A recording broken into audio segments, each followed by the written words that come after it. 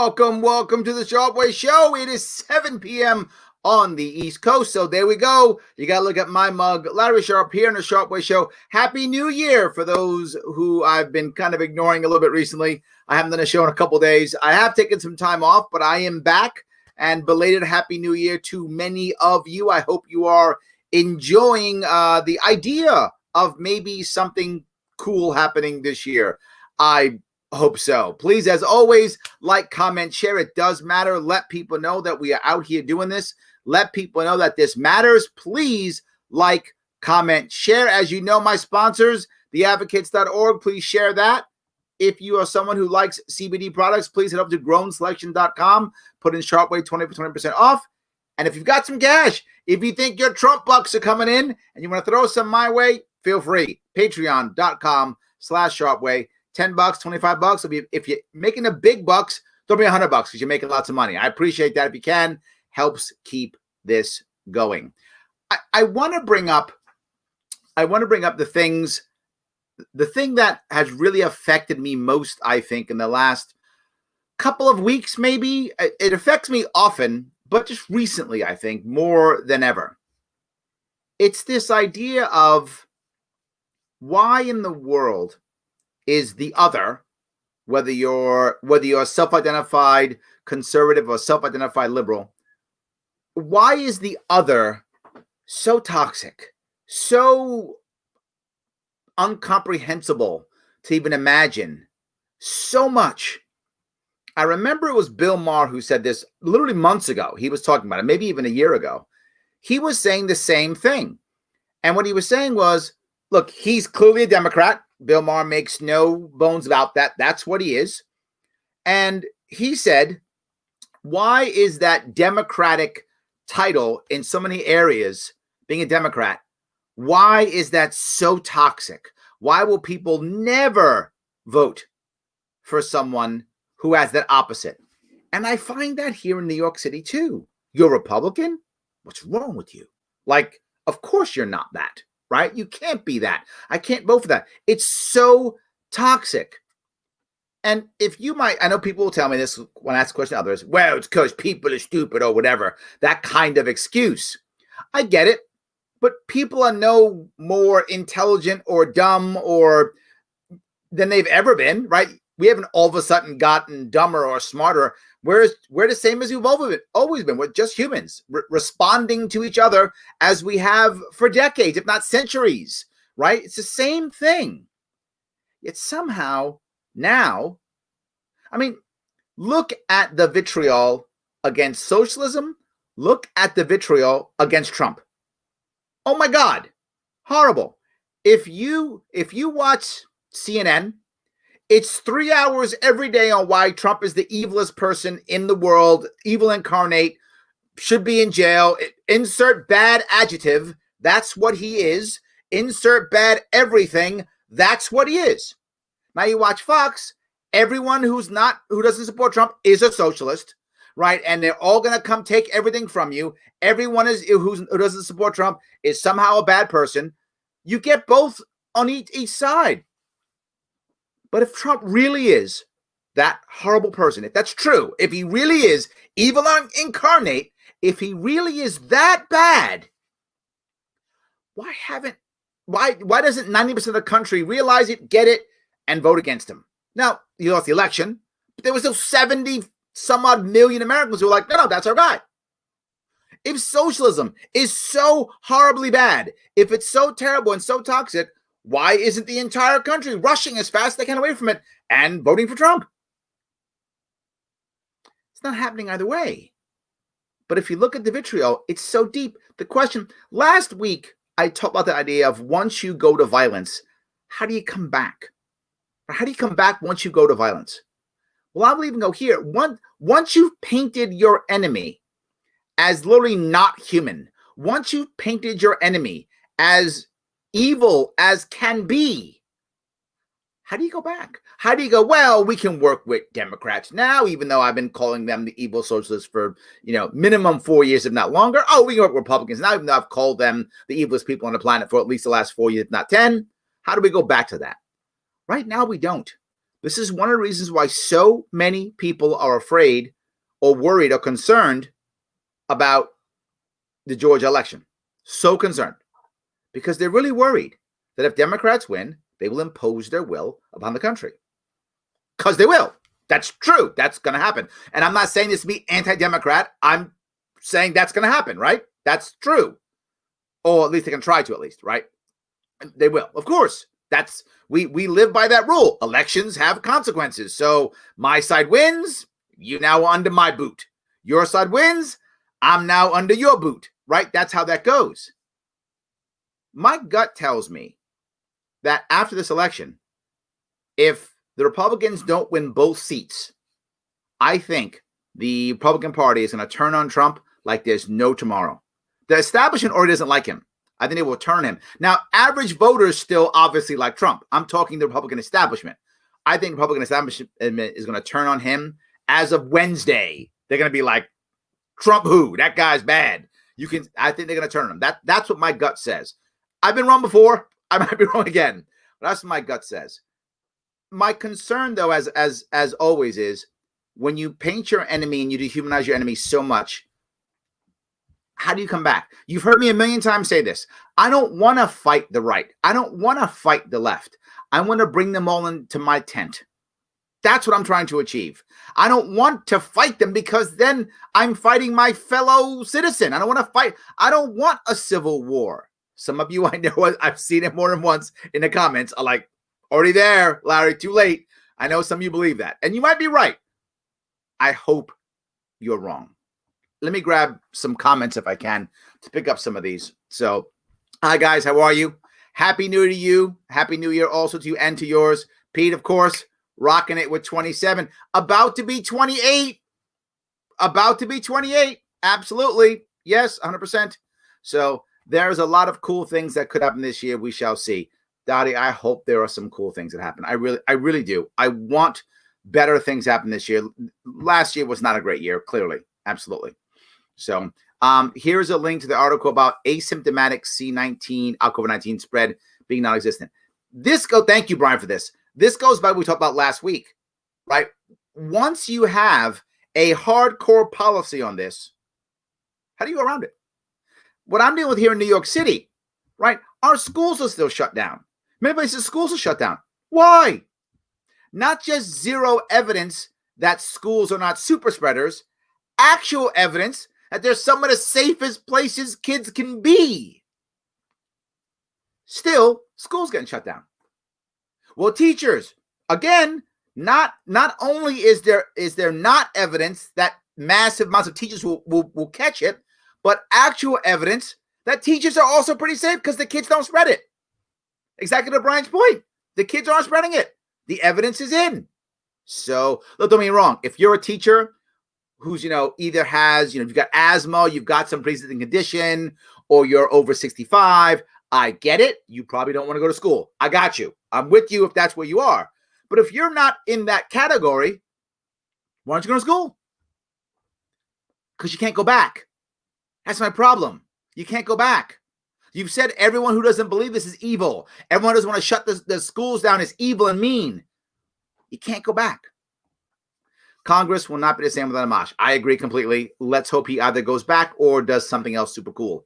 I hope he does. Absolutely. They're not, but we make them that way to keep the us versus them effect going. Myron, I wish you were wrong, but I think you are right on the money there.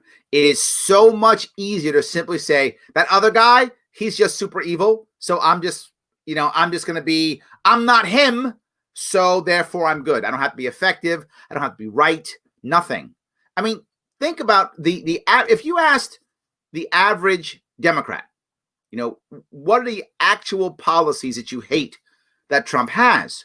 You'll find some, but not enough to gain the hatred. You'll find some they disagree with. Obviously, Democrats, not Republicans. Of course, there'll be policies they disagree with. Same reverse. How many of Biden's policies, if you're a Republican, do you actually hate? He doesn't have that many policies, so I don't know how many you could hate.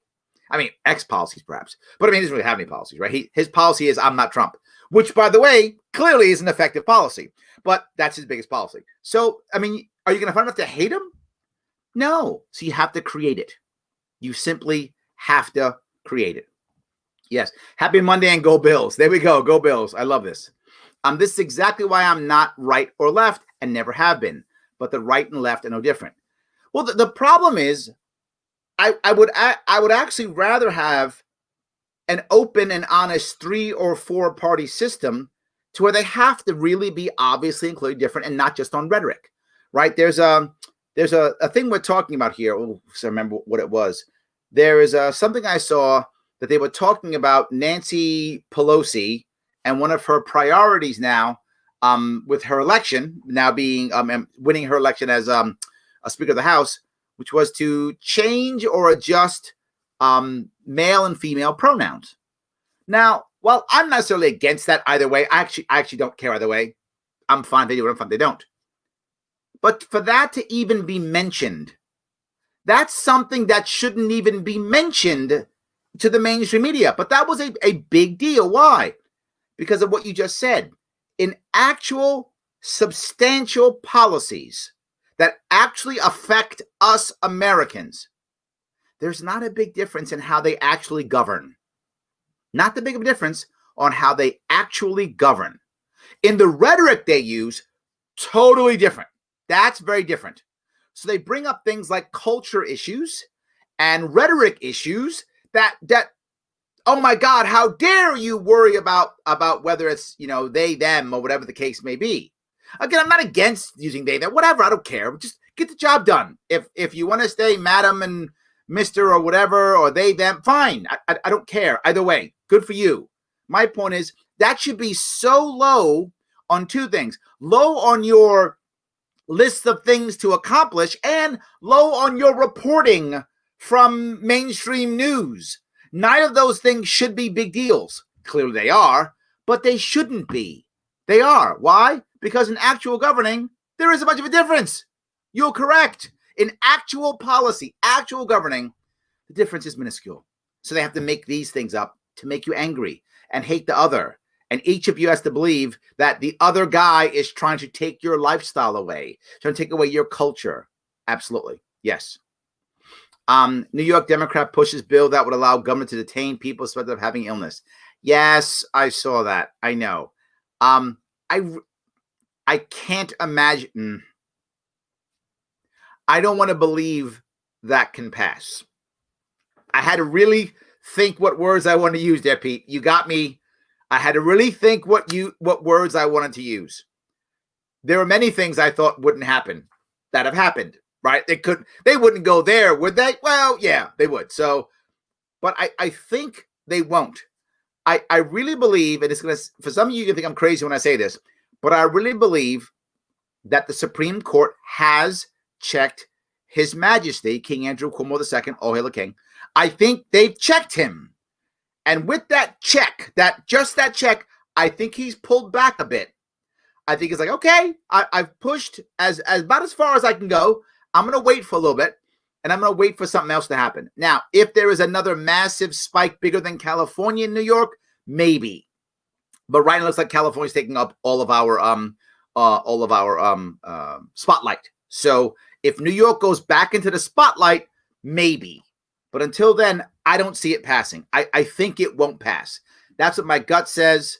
Obviously, I could be wrong. I've been wrong before.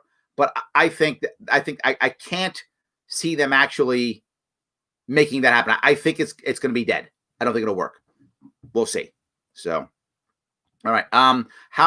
With how divided the country is, why do you think peaceful secession isn't even considered an option? Just a civil war, negative connotation. Well, I have some bad news for some of you. Secession is no longer legal. Some people thought it was. Abraham Lincoln in the Civil War proved it was not legal. You can't secede. And people can fight me. Yes, the 10th Amendment, that has been crushed through violence. That's not a thing anymore. Not just that, you don't own your business. You thought you did. You don't. Larry, I have rules and all this stuff and property. No. The COVID response has proven you don't own your business. You have privileges to that business that the government will give you or decide to not give you.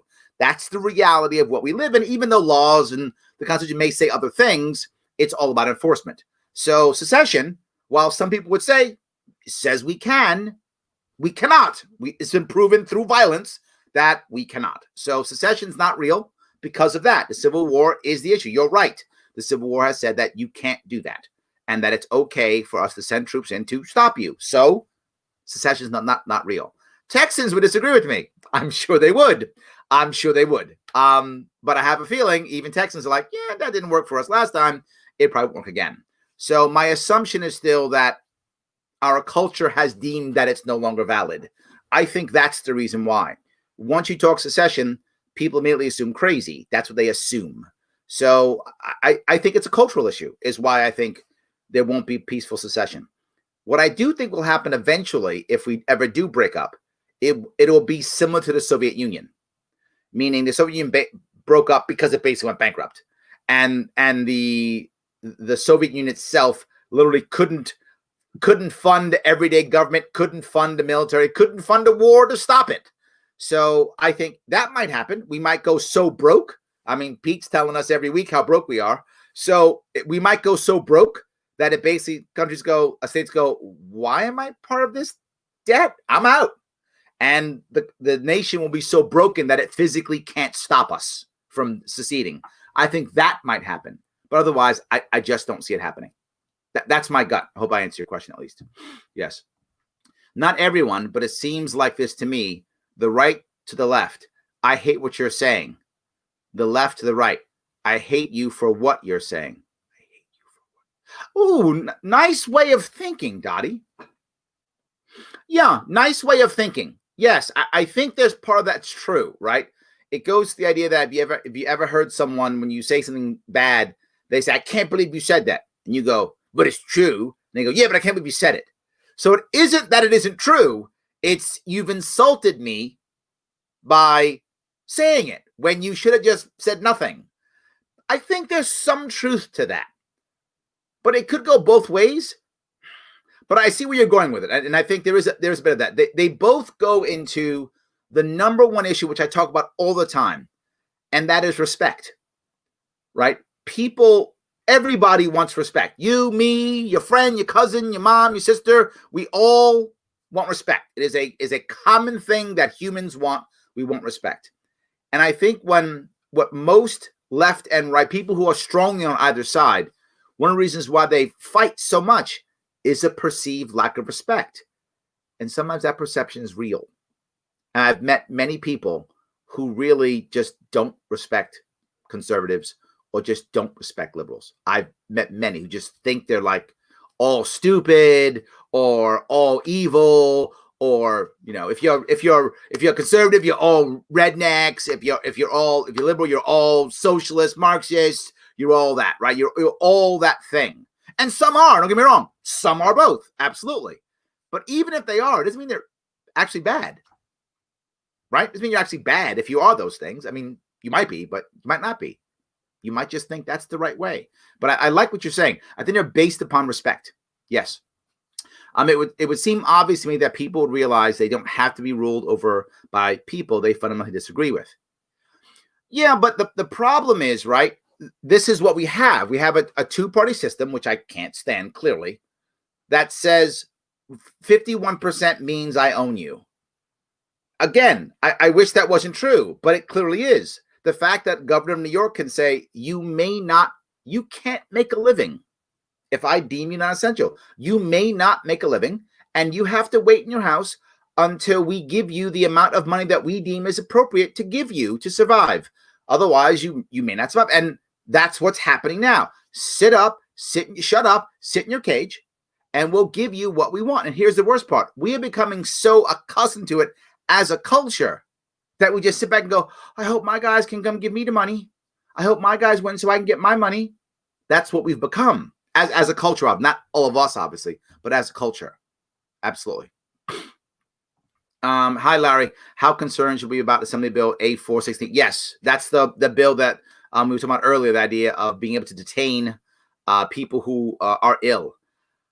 I'm cautiously optimistic that it's not going to pass. That's where I am right now. The governor already has Superman powers. He's already got super duper cool powers already. Does he need this one? No. in theory, what's supposed to happen with the governor's powers is he's supposed to be able to do something to save us in New York State. And then within 30 days, the assembly will then make it a law. That's what's supposed to happen. That's not what's happening. He's just saying stuff, and the assembly's going, "Who's in charge again?" I get paid, right? Okay, I'm gonna go get paid. That's what our assembly's doing right now. So they're not actually trying to stop him, right? Or they're just doing whatever he says. Or he says, "Try this," and they go, "Okay, do that, great." So our assembly has given up his power. So he does it. They do nothing and don't get mad at him. So this, not required. I feel like it's overkill, and I think he's going to back off. And what I think he's going to do is he's going to, if it even goes through, I think he'll even veto it. I know it sounds crazy. I think he'll actually veto it if it goes through. I don't think it'll go through. And I think he's going to take the side of, I don't need that much power. Oh, I would never want that kind of power. I think this is going to be a marketing tool for him. It's what I would do if I was a monster like him, right? If I was a monster like he was, this is what I would do. If I was advising a monster like him, this is what I would advise him to do. Act like you don't want it because you love New Yorkers and you would never do this and New Yorkers are smart. And I'm sure, to be clear, I'm also sure he's behind it. Like he told the guys to go do this. He said, do this and whatever happens, happens. So that's where I think will happen. We'll see. If he does it, I'll put it on a show and we'll watch. So, all right. How goes it, buddy? Keep pushing the most logical and ethical agenda out there. I'm trying, Michael. Thank you so much. Thank you so much. Michael says, then an arrival. I agree with you, Michael. I don't think it's going to go through. I don't. I'm not prepared to bet, though, because weirder stuff has happened, but I'm with you. I think it's not going to happen. And for those who don't know, again, this is the bill in New York State that will allow the governor to detain you if you're suspected of being ill. Now we get arrested for that. You coughed? Lock him up. Yep, that's where New York State is. I know some of you are going, it's New York. I'm telling you, what happens in New York comes to you. Look at California. California, the worst lockdowns that they had, the worst lockdowns and the highest spike. And you wonder why people say lockdowns don't work. Could be a reason why. Yes. Life, liberty, and weed. Okay. Are three American traditions, but the government will never admit it. As long as you don't force your views into others, the founding fathers had your arse. I would agree with that, Brent. I think you're totally correct. Right? It's okay if you don't do as I do. Literally, I mean, obviously I'm not okay with it, but to be forward, literally we had states that said you could have slavery and states that couldn't. We were like, well, same country. Same country. We did that for 90 years. So we were built on that. Exactly. Yes. So lack of education are why people support socialism. I think there's truth to that too, Matt. I do. But I need to make a little twist on it. Not a lack of education. In fact, we as a country have more education than we've ever had. In my view, sometimes far too much education. It's the wrong education. I would make a minor shift on that, right? I think it's we're not getting education that actually talks about how humans react, what lessons we should have learned, what failures we've had. None of those things. Our education is on taking tests. That's really what education is about. So yes, I would twist it. I would say a poor education, but we have a lot of it. I mean, the amount of people who have master's degrees, advanced degrees, doctorates in America, oh my God, it's huge. Tons of people with education. They've never been taught, or many of them haven't been taught how to think. And that sounds dumb, but many haven't. And for those of you who know what I'm talking about, there is a method of thought, right? A way to think about a process. And many times you guys watch me do it here live. Like when you ask a question like that, I start thinking about it. I don't go, my ideology says you're wrong. I don't do that. Or say, my ideology says you're right. Now I have an ideology. So obviously I'm affected by it. But you'll often hear me go, I don't like how that sounds. That's not saying you're wrong. That's saying my ideology doesn't like it, which are two separate things. You can be totally right, and my ideology doesn't like it. And I can say that. That doesn't feel good. Doesn't taste good. It still might be true. But I can tell you that there's a part of me that doesn't like that. And not liking is different than not believing or not accepting. They're two separate things. So I think we have to, that. And the same thing, another thing is, when has socialism actually worked? I'm sorry. When has forced socialism actually worked? When has, and I mean long run, obviously. In the short run, socialism absolutely can work. Remember, violence is very effective short term, right? I just want this thing to happen, put a gun out, make people do it. They do it. Done. That thing is done. Now the future. Oh, yeah, now I have a problem. Am I going to keep the gun out? Or if they want to take it down now? Now how do I act, right? So I have a problem after the initial force. So socialism seems like a good answer when I want something done now. We have to realize, when has it ever worked in the long run? The long run, socialism always ends up in oligarchy, if not dictatorship. That's the arc of socialism so far every time. Now, don't get me wrong. Could it maybe work in some way, shape, or form? I guess. But then let people try it voluntarily. And if they find the secret formula, tell us. Maybe we're all wrong and there's a secret formula. Awesome. Go find it. Come back and show me. See, look, it's been 30 years and the utopia exists and there's no gulags. Okay. I haven't seen it happen yet. Not yet. I mean, if you have to force it, is it really that good? So the establishment has done a great job of dividing the country. They're all in bed together. I can't fight you on that one, Jim. It has been effective. I wish it has. I wish it wasn't. I wish it wasn't effective. It's so effective that I have people almost every week tell me, Larry, why didn't you take a stance on Trump? Yes or no, endorse him or say vote Biden, right? Why didn't you take a stance on him? Because it didn't matter to me. I know it sounds crazy. Some of you are upset. Didn't matter to me. I was very open about that. Didn't matter to me. If Trump wins, you get full major Trump and then Biden. If Trump loses, you get Biden now. You're getting Biden either way, right? Remember, Bush gave us Obama. Obama gave us Trump. Trump gives us Biden. That's how that works. So, well, you got to support Trump. Why? So I can just wait 4 years for Biden, or the next, guy or gal they throw in his place, the next placeholder. Don't get me wrong. If Biden goes as far left as people say, we're going to get another guy from the right. Or gal, whatever, from the right. That's going to happen. It's just back and forth. Same garbage. This is going to happen again. This isn't over. If we don't make real change, the country's lost. We have to make real change. Because to your point, Jim, the establishment has done a great job of dividing us to where we're so scared. This goes back to my point earlier with you, Matthew, right? Socialism. If I'm on the left, need socialism now to stop the evil alt-righters who are all Nazis and fascists. I got to stop them. So I'll use socialism because that'll work, because that always works. Or I don't know any better. I'll try it because I'm scared.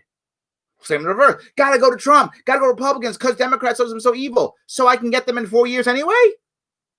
So I can make no actual change in the country. So instead of me going off a cliff at 70 miles an hour, I go off the cliff at 65 miles an hour. I'm going off a cliff. I'm going to change that car. So you're totally correct. Absolutely. Yes. Just in my circle of influence, the right is mostly content to live and let live. The left demands everyone comply or else. This depends upon your world, but there is a bit of truth to this overall. Let me give you specifically in most states, the Libertarian Party, this is not a 100% rule, but it's a good general rule. The Libertarian Party tends to lean the opposite of the state. So New York State is a blue state. Our party tends to lean right. Oklahoma's a red state. The party tends to lean left, right? That's a tendency, not 100% rule, but it tends to. Why? Because the people who want to be left alone are those who are feeling oppressed, right? So if you're in New York State and you're a conservative in New York State, you feel oppressed because you are oppressed. That's why you feel oppressed, because you are. And many conservatives leave my amazing state. They leave my state because they feel oppressed. So they're more than happy to just leave me alone. Just stop oppressing me. Leave me alone. I'll stay in my state. Just leave me alone. Go to Oklahoma, the left often feels oppressed. Why? Because it is oppressed. So the left goes, just leave me alone. Just leave me alone, and I just want to stay and live in my state. So in my world, I feel most of the right in New York State feels that way. The left does often demand, and here's a reason why. Most of the people who have, as a coalition on the left, and the left is much more of a coalition than the right is. The right has coalition force, does. But without question, the left is more of a coalition than the right is. And with that coalition, each of those, of many of those groups, have felt oppressed in some way, shape, or form. If you feel oppressed, you want justice. That's normal, what people think. So you got to give me respect and justice. That's the demand for complying. Do you think that, and I'll give you an example of that. We just talked about the idea of the pronouns, right? Do you actually think, and I mean this openly, if you know anyone who is trans or someone who is gay or any part of the gender or sexual minority community, GSM community, do any of them get upset when someone who's part of that community calls them whatever is the horrible slur of the day? Most of them don't. Why? Because when they get called that slur, that person who is also part of the community is usually not actually insulting them, is often joking, or even sometimes using it in an endearing form or an empowerment form sometimes. So the person isn't actually upset by it because of who says it. So now, but when someone who's not part of that community uses the slur, not even a slur, uses gender terms that are not seen as appropriate, they get super angry. Why? Because they're crazy? No, because it's a feeling of disrespect. It goes back to the respect feeling I've been talking about for the whole half hour, right? The feeling is disrespect. I've been disrespected by the system for so long, I demand respect. And that is symbolic, is by, calling me the word that I choose or the pronoun that I choose. And that's where that comes from. And that's far more on the left than it is on the right. As a general rule, the right doesn't have a history of being oppressed. Now, the right does have some history of being oppressed. Recently, there's some history of it. And what people on the left get so laugh about is, oh, so now you're getting a little bit oppressed and now you're upset? We've been oppressed for 200 years. Where you been? So you have some of that back and forth also of, my point is, let's oppress nobody. How about we oppress nobody? But this demand by the left more than the right, and it's absolutely true more than the right, is about respect. Why was the right so adamant about marriage between a man and a woman? Doesn't affect them personally. Respect. These are my views. I want you to respect my views. Law must my views. Similar concept, obviously not the same, but similar concept. If there's marriage equality, it doesn't mean that your marriage falls apart, or does or doesn't. Nothing to do with it. But respect. And I think that's where you're finding that left demands more than the right when it comes to that. It's historical. So, all right. The reason why both left and right are toxic with each other, it relates about control of freedom, benefits, and our lives. A little vague, Ed. I'm not sure where you're going with that. I think most of it actually isn't real. Meaning that it's not necessarily about physical control. I think it's much more about, it is a little bit, okay, maybe I'm off on this. Let me try to phrase this right. I'm not sure where you're going with this, so I'm doing some guessing here. If I'm off, please tell me if I'm off. I think that it is about control, but as a general rule, the left and right both want to control us, right? They both want to control us in different ways, right? In different ways, different issues, different ways. It's much more about whether you agree with, marriage equality or pronouns. There's much more of a culture war here than anything else. I think that's my view. Is that that's the biggest piece? Yes. Trump is that bad to pedophiles in power and media and Hollyweird. That's good. But to be forward, not just that, Dottie. I know lots of people who hate Trump, hate him. The idea of Trump derangement syndrome, well, obviously it's not a real thing, is based on a real thing. Like, that's not pulled out of nowhere, right? That's based on people who really hate him. And they're not pedophiles in power or media or Hollywood. They're people walking around New York City, hate him. And they're not anti-Republican. Like, this is one reason why so many people voted Republican but didn't vote Trump. They still will vote Republicans. They will. They will not vote Trump. They hate him. Like he's the evilest person on the world. They hate him. I know people who they'll see something online that will be a direct insult to them. They'll say nothing. They'll see one thing about Trump. They'll spend an hour online arguing about how bad he is. So a lot of people just hate him. It's a personal thing. Really do. I feel that we're so far into the divisive culture that people have lost sight that one can disagree with someone else and not have them labeled as enemy and resort to violence, harassment, personal attacks. It's pretty appalling. James, this is one of the biggest reasons why I have this show. Because of that right there. You are correct. Yes. It's why you see me bring on people from the right, people from the left. I bring on a Republican one day, Democrat the next. Right? I brought on Austin Peterson, who's Tea Party 2.0, and I brought on Matt Kuno, who's literally a Marxist. I bring them all on. It doesn't matter, because whether you like them or don't like them, it doesn't mean they're necessarily our physical enemy. Can they be our political enemy? Yes, absolutely yes. That's not unrealistic. Of course, any of them could be, depending upon where you stand. But are they our physical enemy? I don't want them to be that, right? I don't want that. I want them to be able to have a conversation about how do we get there. Now we have a situation to where we don't even want to go to the same place anymore, right? That's my we don't want to go to the same place. Can we just want to go to the same place and then decide, which is the best way to get there? Let's fight over which is the best way to get there versus where do we want to go? You're correct. It's why I bring people on. So you see them and go, oh, the amount of people who have reached out to me in some way, shape, or form and say, so that's what they're like. So that's who they are. I've never met one of these before. That's one reason why I do this, because I don't believe that we can get past that if we don't just start talking. If you notice, when I do my interviews, I rarely beat people up ever. I want them to show who they are, and the audience can decide whether they're like, okay, that guy's crazy. Oh, no, that guy's running money, or whatever the case may be. I really want that to happen more than anything else. I appreciate you noticing that, James. Yeah, I think you are absolutely correct. 100% on the money. Thank you for that comment. Let me grab a couple of these here. All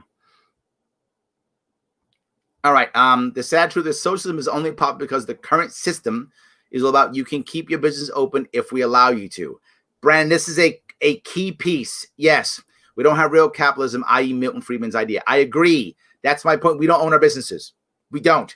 A lot of people will still fight me and say, yes, we do, because I have this, or we have the Constitution. If you can't go to work because the government says you can't go to work, you don't own your business. That's how it works. That's the reality of it. That's where we are. Absolutely. I don't necessarily think balkanizing the United States would fix the issues. Brendan, I agree with you, right? I don't want us to break up. In business, and I believe this is true not only in business, I think this is also true in everything. And that is, if you can get this goal, unity of purpose with diversity of thought, you can get anywhere you want to go. That's when we as humans, as Americans, are always at our best. When unity of purpose, diversity of thought. If you break up the United States, you will probably lose a lot of diversity of thought. And you may even break up purpose, but definitely unity of thought. I think you're right, Brendan. I don't want to break up. I want to make sure that we simply point ourselves in the right direction and say, diversity of thought's a good idea. We should be thinking about things differently, but let's all want to get to the same place, which is, as cheesy as this sounds, I don't care, it's true, our happiness, individual happiness. Happy people don't commit crimes. Well, rarely, right? Statistically, happy people don't commit crimes, right? Happy people aren't killing each other. Happy people aren't being mean to each other. Happy people don't start overseas wars, right? Happy people don't do these things. Happy people, statistically, have less addiction problems, right? Less mental illness, less everything problems if they're happy. Happiness is a key part of having a healthy society. So if we would focus on that, a lot of things would be a whole lot better. So, all right. Socialism is dumb, but like Jefferson said, humans naturally move towards socialism, usually, sadly. I'm not against that, Brandon. I'm not, as long as they're doing it on their own. And we usually do. We are very tribal, and that's human nature. I'm fine with that. My problem is once we start using force, that's my problem, right? We are socialists. He's right? We join civic groups, church groups. We give our money as dues, right, all the time, and it's everyone benefits from that. Freaking Netflix is socialism in a way, right? In a way, right? We all give our money and we get whatever they give us, right? And we take in. Some people take a lot, a little, whatever. But those types of things are all voluntary. They're not state mandated, right? It's just, hey, you agree to join this group and you get what they give and you like what they give. Life is good, right? If we were that, I'm fine with that kind of socialism. I am, yes. And the U.S. Army would disagree with Texas. Yeah, I think you're right, Brent. I don't think Texas would secede. I don't think they would, unless again the country was collapsing from above. There are a lot of people from Texas in the military, tons, lots of them, and unless the country was collapsing, I can't see a lot of those people going, you know what, I'm going to fight against America today. I could be wrong. I don't see it happening. I think instead, the country at the top would have to begin to collapse. That's what I think. So once we libertarians end business licensing, we take back our businesses. John, yes. That's what I've been saying. That's how they control us. People will constantly tell me, well, Larry, you have to have business licenses. That's how, it's for safety. No, that's not true at all. That is a fantasy. It is not true at all. Licensing is only for one thing, for control. That's it. If they tell you something else, they either are ignorant or they are lying. It is not for safety. It is absolutely for control, right? They're now talking about, if I remember right, there's now licensing now. Was it for washing hair? Was that what it was? There was a license for them, something like that, to wash hair or something like that was coming up, because there's already a license now for braiding hair. So now there's a license for washing hair or something like that. I forgot what it was. So I want to ask you, where are all the deaths from hair braiding? Right? Where are the deaths from hair braiding? Well, you have to have a barber's license because you'll get infections. Okay, literally, every single week, moms and dads are giving their kids haircuts all the time. When I was in the Marine Corps, every weekend, and some of you in the military, you know this, there's somebody in a stall bathroom, call it a head in Marine Corps, in the bathroom in a head, sitting in the showers, ready to give you haircuts. Every weekend. Thousands of military people getting haircuts like that. Every weekend. Every single day, kids are getting haircuts by their parents. And now with COVID, lots of people are getting homegrown haircuts. Tons of them. Where's all the infections and deaths from haircuts? There aren't any. That's a fantasy. It's for control. That's what it's for. You are exactly correct, John. Licensing is not about safety. It's about control. Well, Larry, surely for food, you have to have licensing. Have credentials and inspections. You can still have credentialing. You can still have inspections. You can still inspect without having a license. Inspections are for health. Have inspections. I have no problem with that. Have guidelines. You got to follow the guidelines. If you don't, you get fined. Okay. It's not a license. Take your license away. Why? Because you have a hot dog stand? Yeah. People will die of hot dog deaths. Okay, great. Where's the evidence of that? Is that what happens? Since when? Where's all people have cook hot dogs in their house, in their backyards every week for millions of hot dogs? Where are all the deaths from hot dogs? Doesn't exist. Fantasy. Not for safety. It is only for control. If you want safety, do inspections. I'm with you, John, 100%. Yes, and yes, 100%.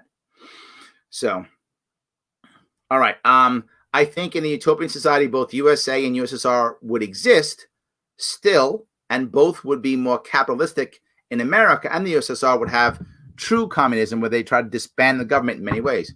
Interesting idea. So the utopian society would be a USSR that would be more of an anarchist communist society, not a centralized control communist society. I guess because then you could move if you wanted that kind of lifestyle.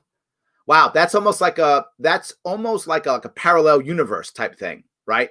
You'd have to have like but then how would the Soviet Union have begun, right? It began as centralized control fight against the monarchist, the Tsar, right? So a republic, maybe. It'd be a tough one, Brandon. I get where you're going with it, right? You'd want to have a situation to where if you wanted to live in that kind of society, you could move there. There'd be much more of a agrarian, localized control type world. And then America would be much more of a capitalistic society. I guess I have trouble visualizing that world with the history that we have as governments now on the planet, where governments just, when they see these types of societies, tend to move in and try to conquer them and use violence against them. So I think that's where I have trouble going there. But I get where you're going, right? In a utopian world, communism would be voluntary and more like an anarchist system, giving people the option to move in and out. I guess I'm having trouble, believe it or not, really getting that in my head. But I see where you're going with. So New York will be first. You think New York's going to leave? No. Actually, I think Illinois will be the first to go bankrupt. Illinois will be the first to go bankrupt. New York will come behind them relatively quickly, but Illinois first. They go bankrupt first. Then others will begin to follow. And if America can figure out a way, and my gut tells me the only answer is going to be cryptocurrency. They're basically going to reboot the dollar via cryptocurrency. I can't see another answer, right? And people think I'm crazy when I say it. I can't see America moving forward without rebooting the dollar and starting from scratch, which means some form of cryptocurrency, right? The US coin or whatever that thing is going to be. They reboot it, basically keep total control of it, and that's how they're going to control the currency and how you buy and how you sell and taxation and all that stuff. Otherwise, I think the entire country goes under. I don't see the country going under. I mean, it might, but I think they'll use cryptocurrency first. That's my gut. So don't let the door hit you on the way out, Texas. Don't leave Texas. Stay. I want you all to stay. I don't want violence. No violence. No violence. No violence. Yes. All right. Two theories on why. First, it's new religion. Very valid point. It is very religion-like. That's true. Second, when children are continuously taught, call the authorities instead of taking care of what needs to be taken care of, be it defense, fire, medical, within everyone's capabilities, well, they look to government as the highest authority. Yes, very true. And like a baby animal, pattern with them. Our education system is the main reason the two-party system thrives and dominates over all this. Similar, yep, from what Matt said, education system, yep, why it dominates over liberty. You know, let me touch both of those. The child piece and the religion. I would agree with both. I think you have two valid points there, Brian. The first piece of religion is a lot of people really identify as that, right? And I use that by looking at people, their profiles, social media, dating profiles, and that sort. This goes back to one of the reasons why initially, back in 2000, I liked Nader. Like, you like Ralph Nader? He was a crazy green guy. I know. I was a rebel, and I thought Nader was the Nader later was what they said because he wasn't going to win 2000. He'll win 2004. That's for sure. Yeah. Well. Anyway, so I was a Nader guy, right? Because what Nader said once was, he said in an interview, when you identify yourself, when you describe yourself, you might say I'm a father, or I'm a Christian, or I'm a New Yorker, or whatever. He said, but at what point on that list of whatever you describe yourself, do you use the word citizen? He goes, most Americans don't use that at all. It wouldn't be top 10. He goes, and we should recognize that being a citizen has responsibilities, and citizens should be up in our top 10. And when I first heard Nader say that, I thought, that's brilliant. Oh my God, that's my guy, right? That guy gets it. We got to care about our society, our community. We got to be citizens. I'm in. That was the reason why. That always stuck with me. I was 20 years ago, and I still remember it. But I would say now, Brian, to your point, where do people put conservative or Republican or liberal or Democrat? That's gone really high on their list. And it used to not be there. I think you're right. It used to be, you'd say, oh, I'm a Republican or whatever, I'm a Democrat. But that was probably in the lower part of that 10 or even under the 10 of other things you would describe yourself. Now, conservative, liberal, or not liberal, progressive, I'm sorry. Most people on the left would rather be called progressive than liberal. So progressive or conservative is much higher on that. I think you're right. People self-identify more about it. And then it's more like a religion, right? If I'm a Catholic, I'm not a Catholic, but if I was a Catholic and I believe in the Pope, that this is, my religious leader, the Pope changes, I'm still back in the Pope. I'm still a Catholic. I'm back in the Pope. Doesn't matter, right? I'm still doing it because I'm a Catholic, so still a Pope. I may not like that Pope, but he's still my Pope. I may like the other Pope better, he's still my Pope. Pope changes, still my Pope. So I think there is a bit of that in our religion. Yes. The second piece, I like even more what you said, because I think you're right. You find that, the story I'll tell is my daughter. When my daughter was in school, she stood up to a bully with insults and fought right back. She got in trouble for standing to a bully, because what you're supposed to do in schools, this is New York City schools, I'm sure many schools like that, is when you get bullied, you don't stand up to the bully because that's violence. You don't do that. What you do is you go call the authorities, tell a teacher, teacher, I'm being bullied, right? That's what you do. When I was a kid in the 70s in New York City schools, you got bullied. You either accepted your bullying or you tried to fight your way out of it and hoped, because you were going to get your butt kicked, which I did. I was not the one doing the butt kicking. I was the one getting my butt kicked as a youth. But I was a fighter. Those of you who remember me, if any of some people who know me from those days know that I would scrap. I wasn't a great scrapper, but I would fight. And most of the bullies realized, well, I could bully Larry, and he might hit me. I'll beat him up, but he might hit me. Or I can bully this guy who won't even swing back. I'll go bully the other guy. And I didn't get bullied as much because I would swing back. So in those days, you'd swing back. Now you get in trouble swinging back. Now, my daughter's was verbal. She was scolding this guy in front of others, and it was a boy who was bullying her, and she fought back. So I got called in. It's a true story. I got called in. And the vice principal was like, well, you know what? We usually can suspend kids for this. I said, so my daughter fought back from a bully, and you're going to suspend her? Well, that's our policy, blah, blah, blah, blah. I'm going to be nice to you this time. Maybe I won't. I said, no, suspend her. He said, what? I said, suspend her. Please, suspend her. I said, I'll take her home. I'll take her off ice cream. I'm going to give her a hero's welcome. Please suspend her, and I will treat her like she's the greatest thing in the world. I will reward her for days. The lesson she will learn from you suspending her and me treating her like she's the Queen of England is going to last forever. Your suspension, nobody cares about. Not going to get her to college or for the grades. Who cares? Your suspension is nothing. I don't care about your suspension. Just suspend her. He was so surprised with that. He didn't suspend her. He said, well, I'm going to let you go and whatever, walked away.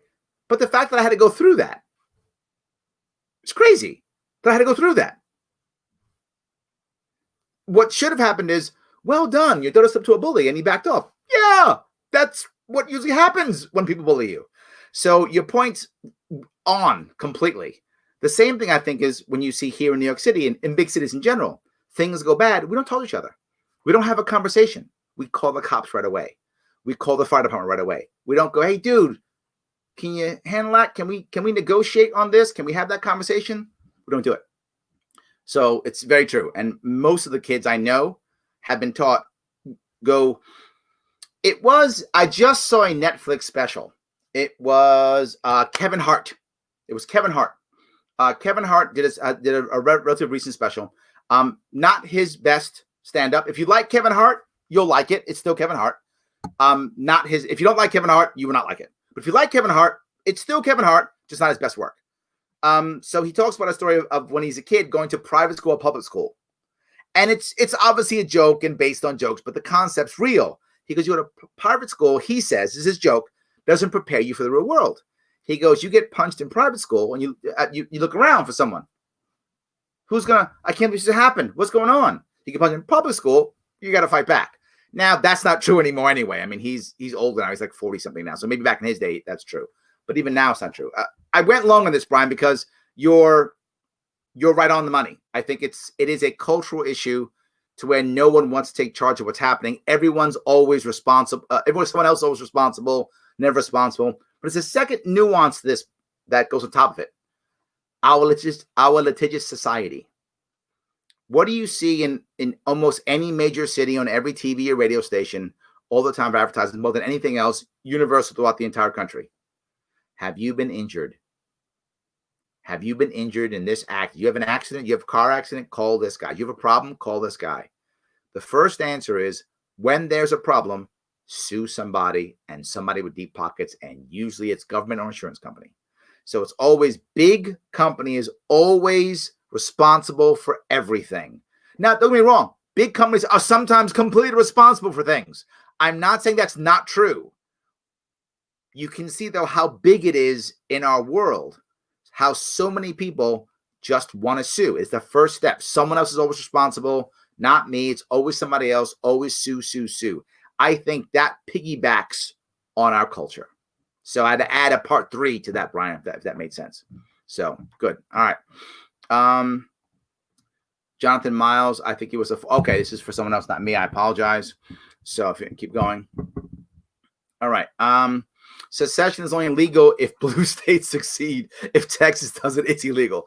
Well, it's funny you say that, Dave, because boy, wasn't California and New York talking about we're going to secede from the union and blah, blah, blah, blah, and all that kind of good stuff, you know? But if you're California, it's probably not a bad idea. I mean, California's with the fifth biggest economy in the world. Maybe California should secede. It's 38 million Californians. That's about the size of Poland, if not mistaken. Poland, Spain, right? That's a country, right? I think Poland's about 40 million, maybe. Spain about the same.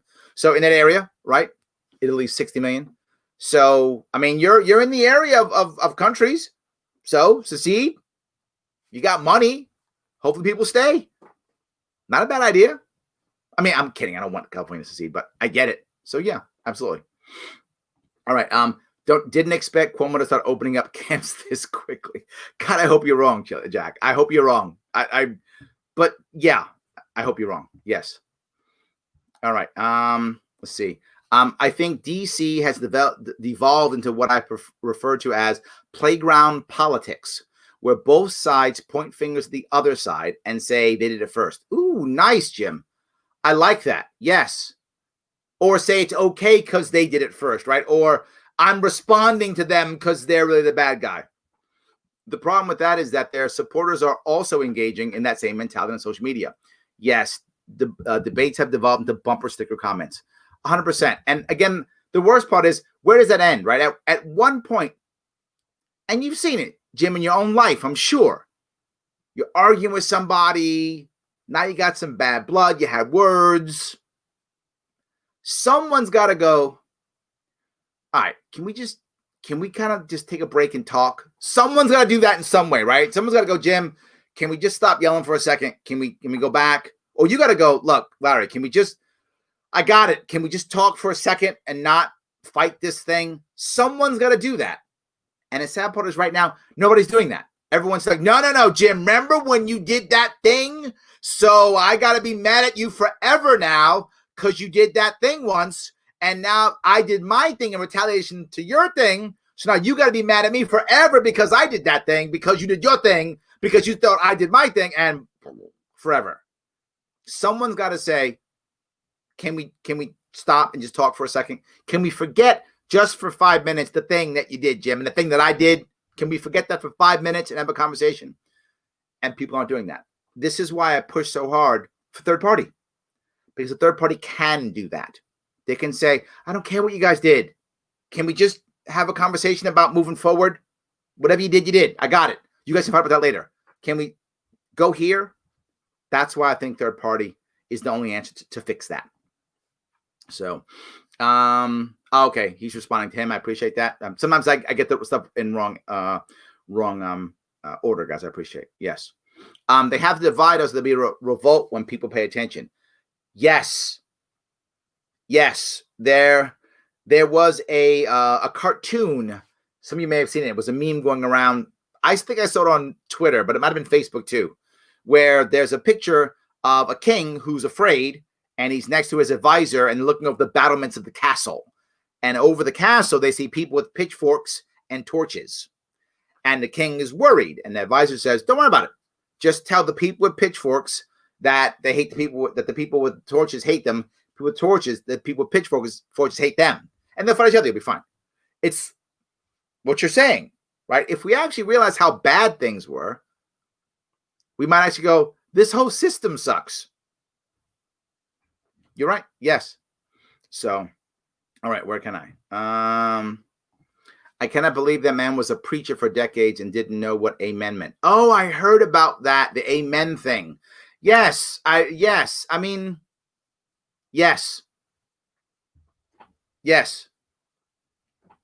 This is the thing, right? And if it's a joke, right? If you don't know, at the end of the prayer in Congress, people say, obviously, amen. Even if you're not religious, I'm sure you've heard that before, right? Amen. And some people said a women or something like that. And if it's a joke, fine. It's a joke. Ha ha. Maybe some people laugh, move on. It wasn't a joke. It wasn't a joke. It might have been a cute joke if you were a woman going, hey, women, ha ha ha. And we have a laugh and move on. This wasn't, stand up New York, hanging out, doing a bit. This is people like, we have to make sure all our language is gender free. Which again, I'm fine. If that's what you want to do, go ahead. But why is it like high on your agenda of getting things done? Why is that so important on the agenda? And to fight it is so important on the agenda. Now, who is complicit to censorship? It's a great question. And if this were 40 years ago, I would have said it was far more on the right. Those days are over. The censorship is far more on the left. I mean, far more on the left. There's some on the right too. There's always some on the right. But far more on the left is the censorship piece, right? It's the idea of what's being said. This goes kind of back to what Dottie was talking about earlier, right? What you said is why I'm angry, right? That's my anger, what you said. And I think it goes back, Bill, to the idea of feeling, if you go back 40 years, there were a lot of people who felt disenfranchised in some way, and they were concerned about, why can't I get what my say out? Why can't I get the vote? Why can't I get my opinion out? So they were completely against censorship, right? Because they want to get their word out. They want to say this. And at that point, again, we're going back 40 more. That was probably more. I'm sorry, I dated myself. Maybe it's like 50 years, 60 years. Going back in those days, it was absolutely the right at that point, which is saying, shut up, you don't need to be heard. Stop talking, you don't need to be heard, right? That was happening then. It's now come that those voices are now being heard, right? Those voices are now being heard. And now that those voices are being heard, they're like, well, my voice is being heard now. So now not only I want to be heard, but I need to make sure you give me ultimate respect like I'm the boss. So I need to now judge how you talk, because then I feel disrespected if you don't talk the way I want you to talk. So now it's far more on the left than it is the right. Censorship is far more on the left. Cancel culture, far more on the left now than it is on the right. Again, it is on the right too, just nowhere near as much. It's clearly obvious that it's far more on the left than it is on the right. And I say that because you will find some on the right, and someone's going to text me or email me going, but there's one thing on the right. There'll be one. For every one on the right, there's 20 on the left. It's there, and I made the number up, but it's a lot more. So I think I hope that answered your question, Bill. I hope I gave you an answer that you were looking for. Can the U.S. afford the oil to fuel the jets and tanks to wage a successful war against ceding states? Maybe not. This is my point, Joe. I think when the U.S. cannot, that's when secession works, right? When the U.S. simply goes, I don't have the cash. I don't have the political will. I don't have the political infrastructure to wage a war. I think that's when that happens, right? Will they have it? Yeah, because I think other countries will fund it if they can. Do you think, other countries want that? You think Spain wants to see the U.S. break up? If they have any money, they throw that into the United States. They don't want to see that break up. They'll break up. You think China wants the U.S. to break up? They'll break up, right? They don't want that. They want to validate governments. So others will throw money behind it if they can. Now, who knows if they'll be in a position to do so, right? You may go, no, Larry, China would love America to break up. No, it wouldn't. No. China likes America to stay just the way it is. Disaster, broken up here, not physically. Not physically. China would like America to stay exactly how it is physically, but just internal fighting so we can't be anything. China wants us to be in their best case scenario, and Russia too feels this. They would like us to simply be an impotent giant. They would like that, to be a giant that can't get anything done, an old has-been giant, like the old, the old British Empire, but it's still existing, but just broken old. That's good for them. They don't actually want us to break up. So your point's a valid one. The question is, would they get help from outside to just kind of keep us as the terrible, impotent giant? We make a very good enemy for both the Russians and the Chinese, for their own people internally. If we break up and don't become an enemy anymore, they might have to deal with their own internal issues, right? The same way that we fight internally, they use us as an enemy to keep their own people in check. So I think there would be an issue there, right? But if it does happen, that's when the states would leave. When there's no infrastructure or dollars to do so, then they would. So all libertarians and anarchists, from what I'm told. Oh, that must be something else. I apologize, guys. I appreciate it. Yes. I know far more conservatives who hate liberals and would do anything to own the libs than vice versa. Okay. Yes. There's some truth to that too. Yes. Let me tell you where I will go with that. When conservatives are mad at me, they tend to be very aggressive and they want to own me. Let me show you what's right. That's generally speaking, conservatives are much more aggressive about doing that. For me, when progressives are mad at me, they totally disrespect me, dismiss me. It's a different form of aggression, if that makes any sense, right? The left's aggression towards me, and this is only how I've seen it, the left's aggression towards me has been far more passive aggression. The right's anger towards me has been far more open aggression. The right does want to own these libertarians and show Larry Sharpe how wrong he is. That's a common thing I get when they're mad at me. When the progressives are mad at me, they tend to be like, he's just stupid. It's not any better. Ignore him. And it's one of the reasons why I struggled to get people from the left on my show. The left was much more open to just go, psh, stupid libertarians. I'm not wasting my time. The right wants to come on and show me how right they are. So in my own world, I think you're right. The conservatives, I don't know about the hating part, but conservatives are much more concerned about owning the other. The progressives are much more about, doesn't matter, dismissive. They're dumb anyway. Who cares?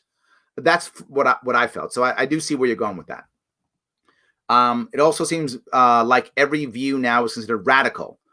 What is generally left and right views are now being called radical by the side. I think that changes too, right? That mixes depending upon who we're talking to and talking about. I think that mixes too. I mean, if you had talked about the idea of marriage equality 20 years ago, that was radical. Now it's like fine for most. Even some conservatives have said fine, just at least keep the bathrooms. That's kind of what conservatives have gone to, right? They've fallen back to fine. Can we keep the bathrooms? That's like kind of where conservatives have gone. So I'm not sure. I feel like some of these things, the reverse has happened. What was radical 20 years ago is now fine. We'll take it. And for the left, the norm. But I think, I don't know. I feel like that's happened for many things. Legalization of cannabis. I mean, Barack Obama was against it when he was running for office. Now he's like, whatever. So I'm not sure. Maybe you could tell me what you mean by that to be a bit clearer if I can. I'm not really sure. So, but my personal anecdotal evidence doesn't mean anything. Brent, I just gave you mine. So I guess we're even. I gave you mine, you gave me yours. But I think there's some overlap there. There is some overlap there. That's for sure. Yes. So if I can keep going. Is the Free State Project ever going to happen in New Hampshire, creating a sovereign libertarian utopia? There aren't enough people to do it there right now, but maybe. I mean, maybe. My gut tells me that if it ever happens to where things get so bad where the centralized government can't control us well enough, that kind of thing will pop up on its own, right? That's what I think will happen. And then it'll be like every other emerging nation. It will have to survive for a number of years to be valid in everyone's mind, or it's not valid, right? Enough people have to agree. This is going to sound crazy for some of you libertarians. Are going to be mad when I say this, but everybody's rights, wherever you think those rights come from, whether they come from God, whether they come from the Constitution, nature, wherever it is your view where your rights come from, none of that matters if your society says it doesn't. And COVID-19 response has proven that, right? So to your point, Craig, is New Hampshire going to be a sovereign state? If everyone agrees it is. Otherwise, it isn't. And it will be a state in rebellion or whatever is the term of the day.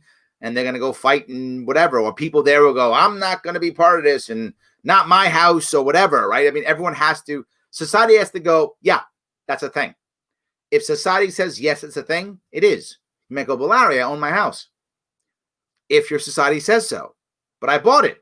And they will come with people with guns and uniforms and just take it because society has said you don't own that house. Again, COVID response has shown us this. Many people thought they owned their business.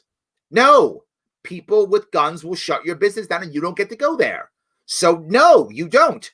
But I have a paper. I know. And so what? Well, I get to leave my house. I have life and liberty and freedom. No, you don't. People with guns will stop you. You don't have those things. So I think when that happens is when people go, oh, yeah, that's a thing. That's when it happens. So we are pretty much on the path to bankrupt America with the lockdown. Without lockdown, only New York will be bankrupt. Don't forget Illinois. Illinois will also be bankrupt. It will join us. Yes, I think you're right. It's absolutely true. I think we are in trouble. Absolutely. I think as a culture, we are far too hesitant to give direct aid to Americans. Really? Okay. Other countries have been far more generous with supporting their populace.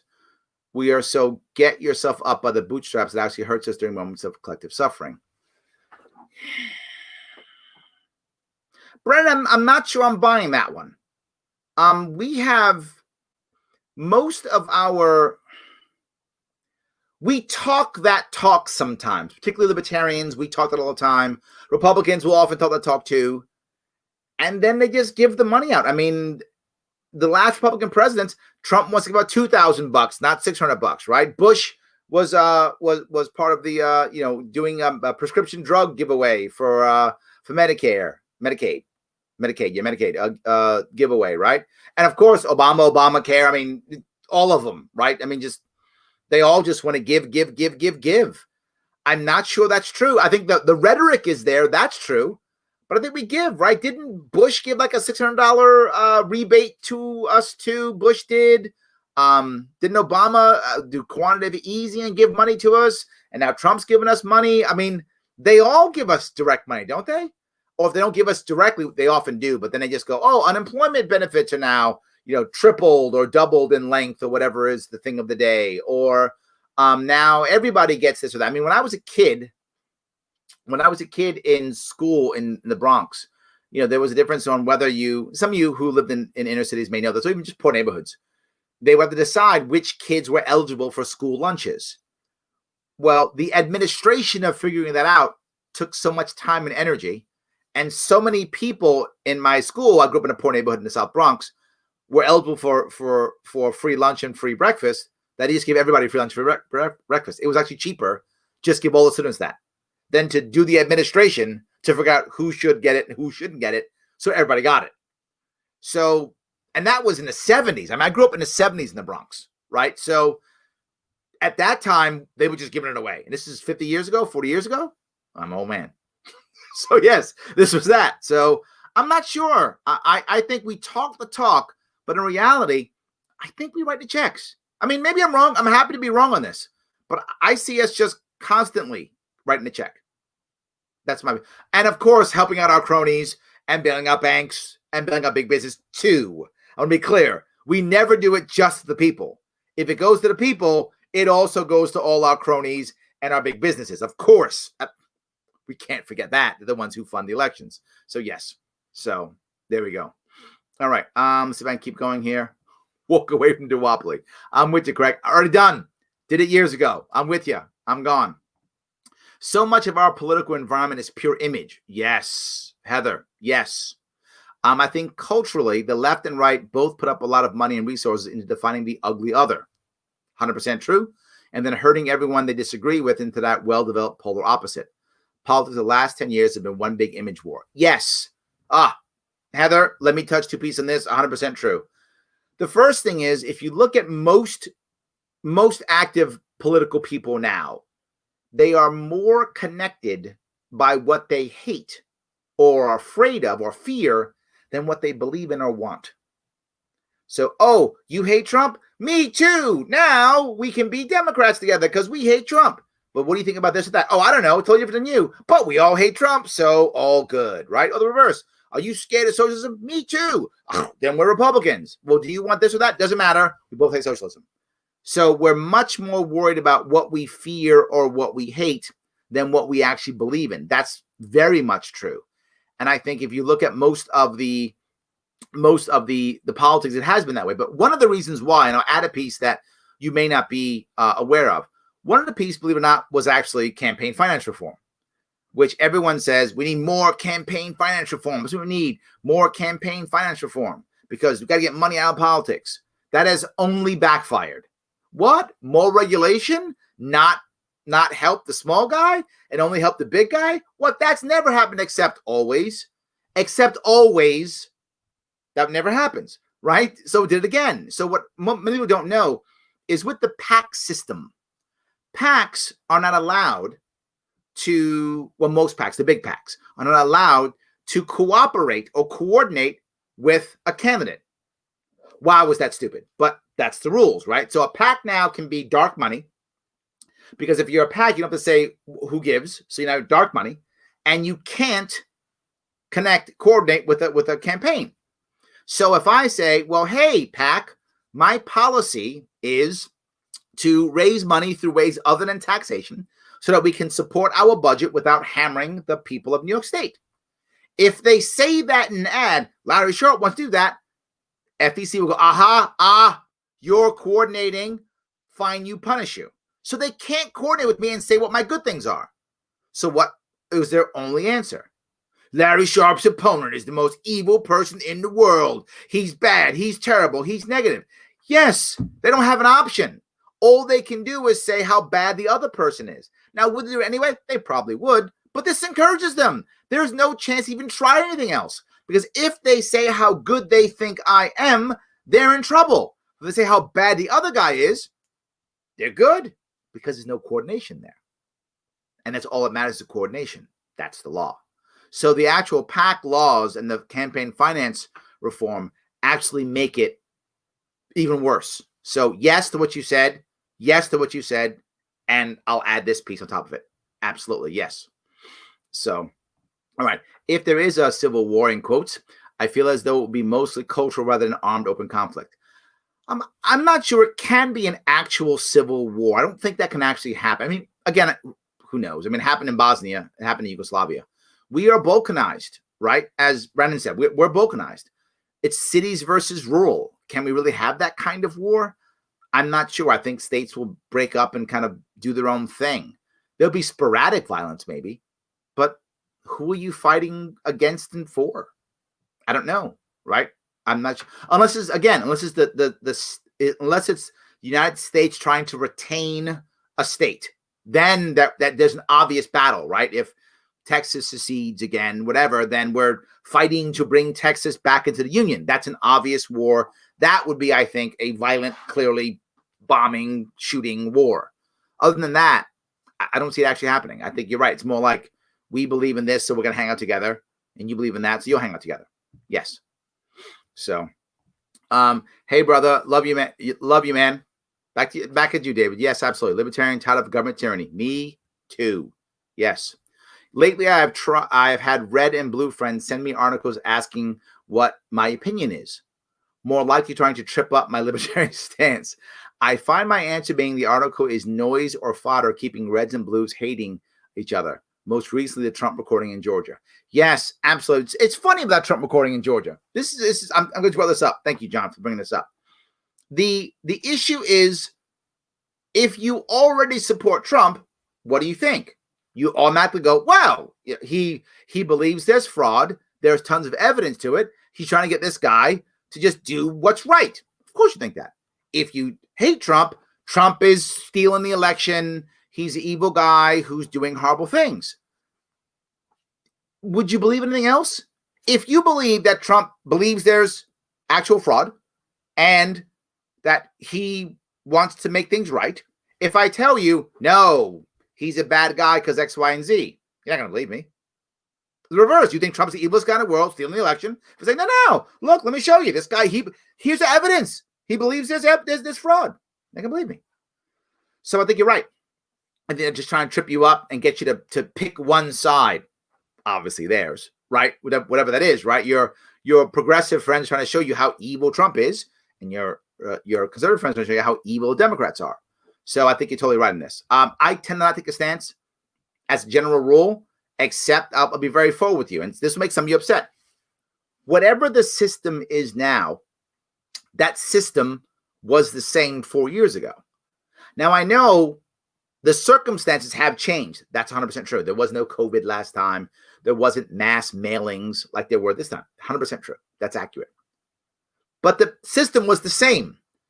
And believe it or not, the vast majority of physical people is the same. Not all, but many of them are the same. And those who aren't the exact same people come from the same, they're cut from the same, cord of wood. They're similar types of people. Democrats, Republicans, political, people, all the same. If the system is corrupt, and I'm not saying it's not at all, then it was corrupt 4 years ago too. If the system is not corrupt, then it wasn't corrupt 4 years ago. So Trump either won and then lost in a broken, corrupt system that doesn't work, and neither of his victories or losses are real, or he won and lost in a good system, in which case both of them are real, but either way it's the same. You might say, well, Larry, that's not true. No, Trump didn't believe that. You can do your own homework. Trump's literal words at the end of his election in 2016 were, yes, the system's rigged, but I won, so I don't care. That's out of his mouth, not mine, out of his mouth. So if the system's actually rigged and broken, Trump, you should have fixed it, man. Not trying to be a jerk.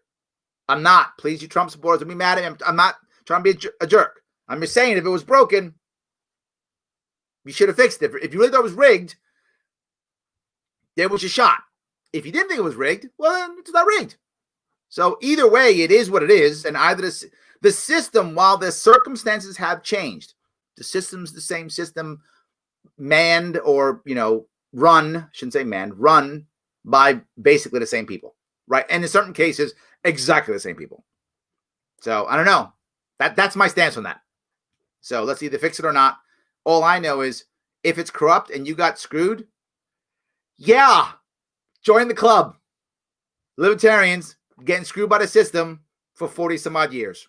Yeah, we can't even get in a ballot. At least you got in a ballot. We don't even get in a ballot. We lose ballot access every other goddamn year. So yeah, system's been screwing us for a long time. Absolutely, yes.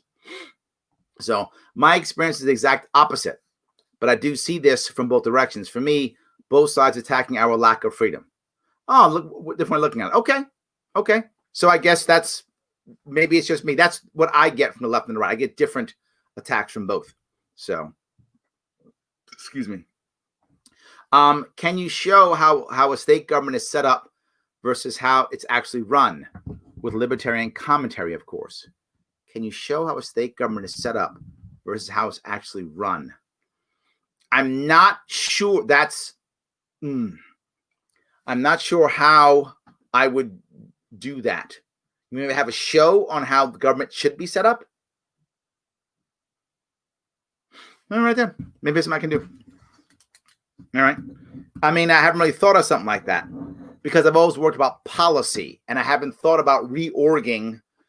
Could you reorg a federal government? Sure. Could you reorg a state government? Sure. Of course, you probably should. But the amount of disruption in a reorg, whenever you want to reorg, and I've done it before in business, whenever you want to reorganize, I'm using terms.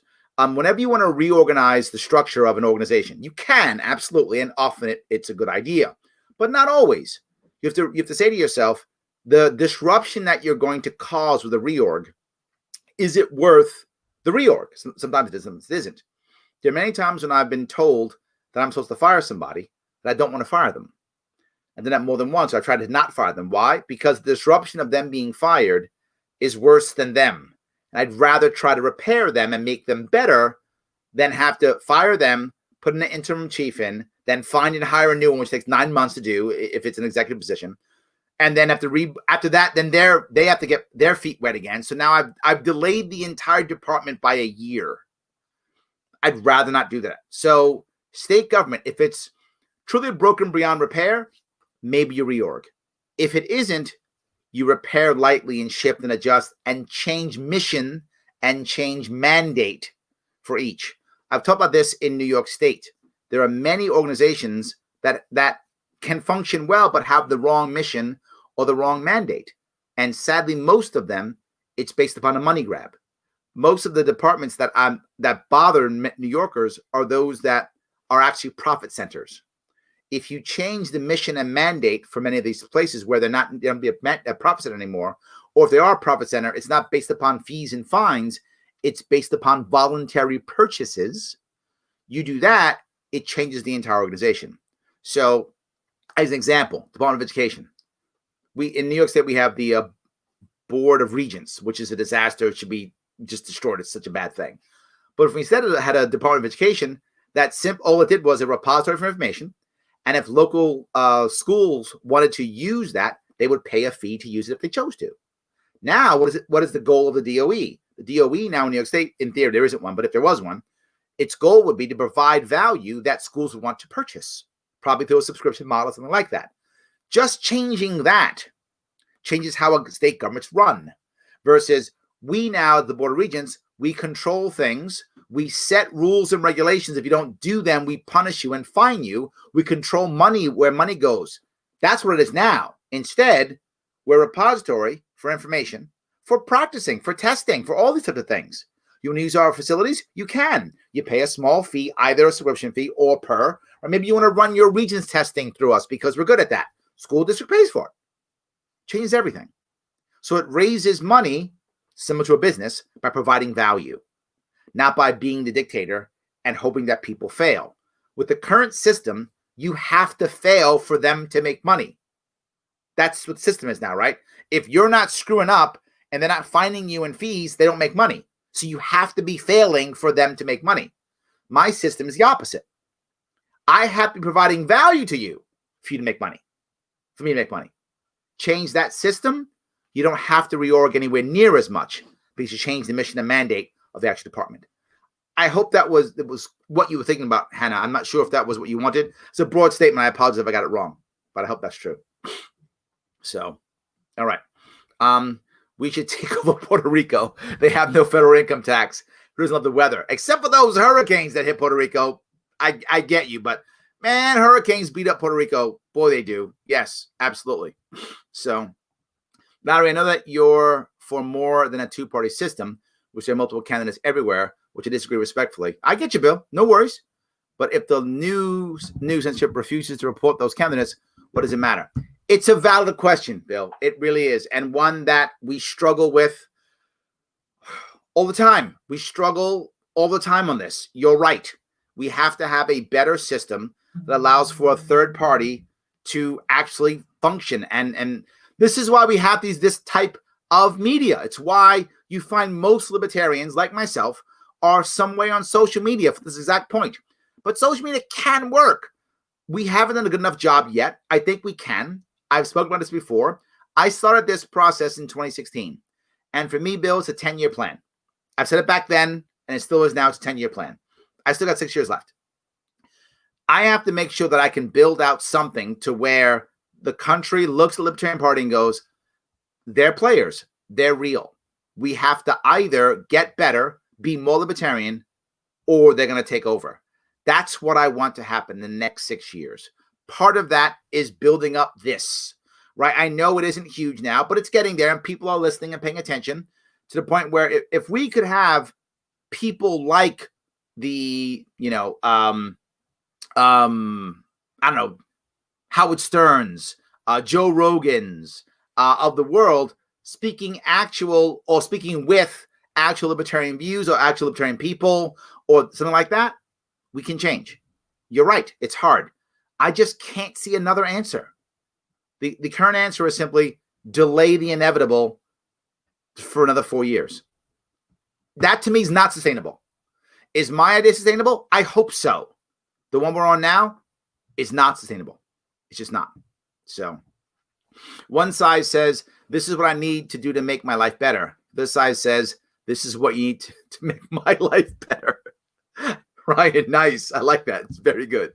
This makes my life better. Do that. That's very good. Yes. All right. Maybe A416 is to create a ton of lawsuits directly against Cuomo when he leaves office. Just jail, be dead. No. That I don't see. And I do think he's gonna scam on that one. That's my view. He's gonna scam on that one. We'll see. So now there are many college professors that push those. It's true. Many people who've been part of large organizations their entire life, many of them think socialism is the answer because it's what they've been part of for so long, right? And as they move up in the chain, they always think, well, if I was just in charge, I would make better rules that people would all like. They believe that. They're wrong, Myron, but they do believe that. I think that's true. Yes. So what are the chances that Alec Baldwin will try to run for mayor or governor? I don't think mayor. Andrew Yang is running for mayor of New York City. I don't think anybody, in that world is going to try to jump to get ahead of the line in the Democratic Party there. I think he's the star for this year, the mayoral candidate in New York City. It's Andrew Yang. Governor maybe, but I doubt it because Cuomo is very popular in Democrats. Unless Cuomo, actually leaves and becomes the AG. If he actually leaves and joins the Biden administration, then Alec Baldwin might. But otherwise, I don't see it happening. I don't think it'll happen. I don't think he'll try to fight Cuomo. Cuomo's popular. And when Cynthia Nixon tried, she got devastated, right? Cynthia Nixon, for those you don't know, tried to run for governor in 2018. She ran the same time I ran in 2018 against Cuomo. Popular actor, money, known in New York City very well, known in New York State, obviously, but very well in New York City, got crushed, just devastated, murdered. Wasn't even close. So I don't think he'll do it. I don't see it. So, all right. Hey, Denmark just proved that masks don't work either. The difference turned out to be, drum roll, 0.0013%. Yeah, I know. And the point is, we shouldn't have forced anything off the bat. We should have found out what happened so that we knew.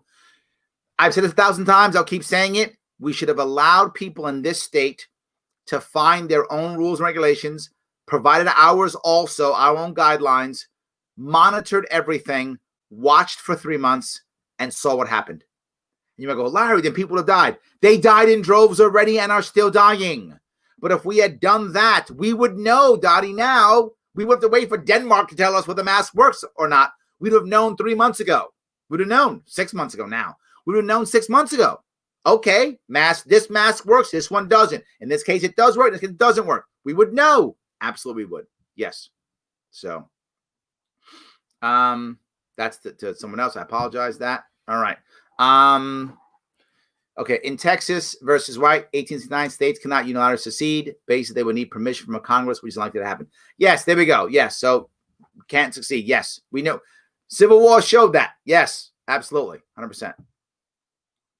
All right. See here. Imagine if the bill goes through and Cuomo starts sending the police around to round up the lockdown defying Jews in New York City. See, I don't see that. That's the problem. I don't see that. I have trouble seeing Cuomo deciding, you know what we're going to do? All those Hasidic Jews who are probably sick because they're not using masks or whatever, let's go round them up because what could go wrong? No way.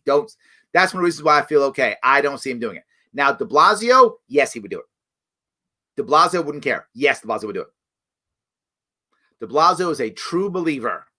And if that means he has to round up Jews, he would absolutely do it. 100%. So, but Cuomo, no. Cuomo's too savvy for that. He cares too much about his power. Cuomo wouldn't do it. De Blasio totally would. Wouldn't think twice. Access to information and programming to never access it is the difference between education today. Okay. That's why old socialist promises are accepted as new innovative thinking. Dangerous. Oh, interesting point. So you're saying because of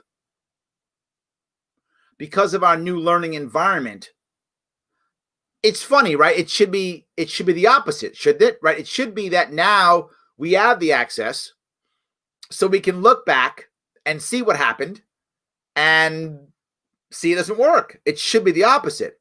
But you're saying that we look back and now it looks different to us now? Or maybe you're saying that because we have so much access, we can watch people who tell us, see, socialism would have worked if only they did this one thing. Then we'd have the utopian, paradise that I've been telling you about. Maybe. Yeah. Yes, Philly de Blasio would do it. I don't think Cuomo would. I don't think he would at all. Yeah. Yes. So, however, if Democrats got 75% control of the House and Senate and California want to leave, they probably let them leave. They might, but why would they want to, right? I mean, if the Democrats run everything, California's a very blue state, maybe they'd be okay with it. Who knows? So, all right. Here's the deal. They are both gangs. Okay, I like that. They fight each other for the camera and backdoor deal off the camera. Oh, yeah. Yeah, okay. They are only loyal to the gang and the gang mentality. Okay. That's not bad. Okay. All right. What do you consider socialism, Larry? Because Norway, which socializes oil, is doing pretty good. I even like the idea behind it. Oil is a natural resource. Why should only one company show benefit from it? Yeah, there's a lot of things with Norway to remember, right? As a general rule, socialism will work better the more homogenous your society is, because less people are going to be unhappy about it, right? Most people don't know Norway is a small country. I mean, physically large, but the population's, it's the same as Queens and Brooklyn combined, right? It's like 5 million Norwegians. There's more people in New York City than are in Norway. So it's a much smaller place. They also have a sovereign fund. A sovereign fund, those you don't know, is a fund that the state has and it invests money for its people, and then the state itself makes money, right? So there's basically a fund that it goes out in the world and like buys buildings. I'm serious. Like Norway can like buy a park or something if it wants to. It has a sovereign fund. So when you have a sovereign fund situation, Saudis have a sovereign fund. Singapore is a sovereign fund. A lot of countries have sovereign funds. Not a lot, but some countries have sovereign funds. So Norway has a sovereign fund. Norway has 5 million Norwegians. Norway has a socialist society and a much more homogenous population. So it's easier to do so. Are you telling me that you should socialize a specific resource? Maybe. I mean, it depends on how you're using it. I mean, in theory, I could see the concept of it, but the point is, how effective would it be? I can't think of a time when a government-run company, organization, has done a better job than a private market. I mean, I'm sure it could happen in theory, but that's what I don't think that's the right answer. If you would say socialism, what do I consider socialism? Socializing a natural resource. I'm not happy about, but not the end of the world. I mean, I'm not happy about it, but not the end of the world. I'm worried about it when everything is socialized. Massive things like medicine. That's a problem, right? Even our post office couldn't stay socialized, right? We had to get competition for that, right? UPS, FedEx, Amazon, right? So one thing wouldn't end the world, but I wouldn't want to walk down that unless I'm getting something in return. If you're telling me I want to end taxation because I want to nationalize oil and raise revenue through oil, I might be okay with that. That might be something I'd swap out. Fine, take the oil, get rid of taxes. Maybe, right? I could have a conversation about that. But the idea of socialism itself is the idea of you don't have control over where your money and your labor goes. That's really what I'm worried about, right? I don't have control. I don't have options. Socialism almost always means monopoly, right? Now, I don't know the specific Norwegian oil system. Is it there's only one nationalized oil company? If that's the case, they're only making money because they have a sovereign fund, because that's how it works. You have a sovereign fund, which makes tons of money, which is so big. And for those of you who know how this works, why do I keep bringing up sovereign fund? Because when a country has a sovereign fund like that, it's often the biggest player in the market at any given time, which means it knows everything that's happening before everyone else does. And it's completely unfair and totally true. So they're able to act early. And the country's sovereign fund gets to make tons of money early on. Like our congressmen who sold off their stock before the COVID hit. Well, that entire country's sovereign fund gets to act that way. And their sovereign fund probably has, I'm going to guess, $500 billion in it, give or take. You have $500 billion, you get to act fast. Yeah, you could lose some money on oil. No one's going to care. So imagine if New York City had a sovereign fund. Same idea. I'm not saying I'm for sovereign funds because it's government taking money. But the way the world works, the markets love sovereign funds. So, okay, I hope I answered. I went a little bit off, but I hope I answered your question at least. Good. All right. See if I can keep going. I passed that piece. We live in an oligarchy now. Yes. I wish that wasn't true. Yes. Even in the short term, socialism doesn't work. What proof? What happened to all the communes that sprang up here in the 60s? Well, it depends on how you look at short run, Ryan. If you look in short run as in a couple of years because I'm broke, yes. 10 years, big career, no. So I think your definition of short run is really the answer. If I'm hungry now and broke now and I join a commune, that was the right answer because now I could eat and now I can sleep someplace. So I'm not broke anymore. It doesn't matter if I'm broke anymore, right? But how is that sustainable? Of course not. I mean, I think some of the answers, I guess the best answer is look at some of those, what are they called? Kibbutzes, I think, in Israel. I think they're called kibbutzes, if I'm saying it right. People go there and live there for like a year or 2 or 3 and they leave. Short term, it was the answer for them. And then they're done.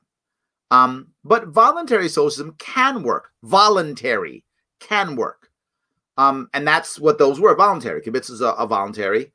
Those communes are voluntary. And the Amish are a socialist society. And they're voluntary. I think it can work. But it's got to be voluntary. So, because it has to be taken from somewhere. Someone who's taken the risk and given over capital to get the business working. Oh, I see where you're going with that capital. Yes. That's the problem, right? If we're just making money, we're printing it up. It's crazy. Yes. So, all right.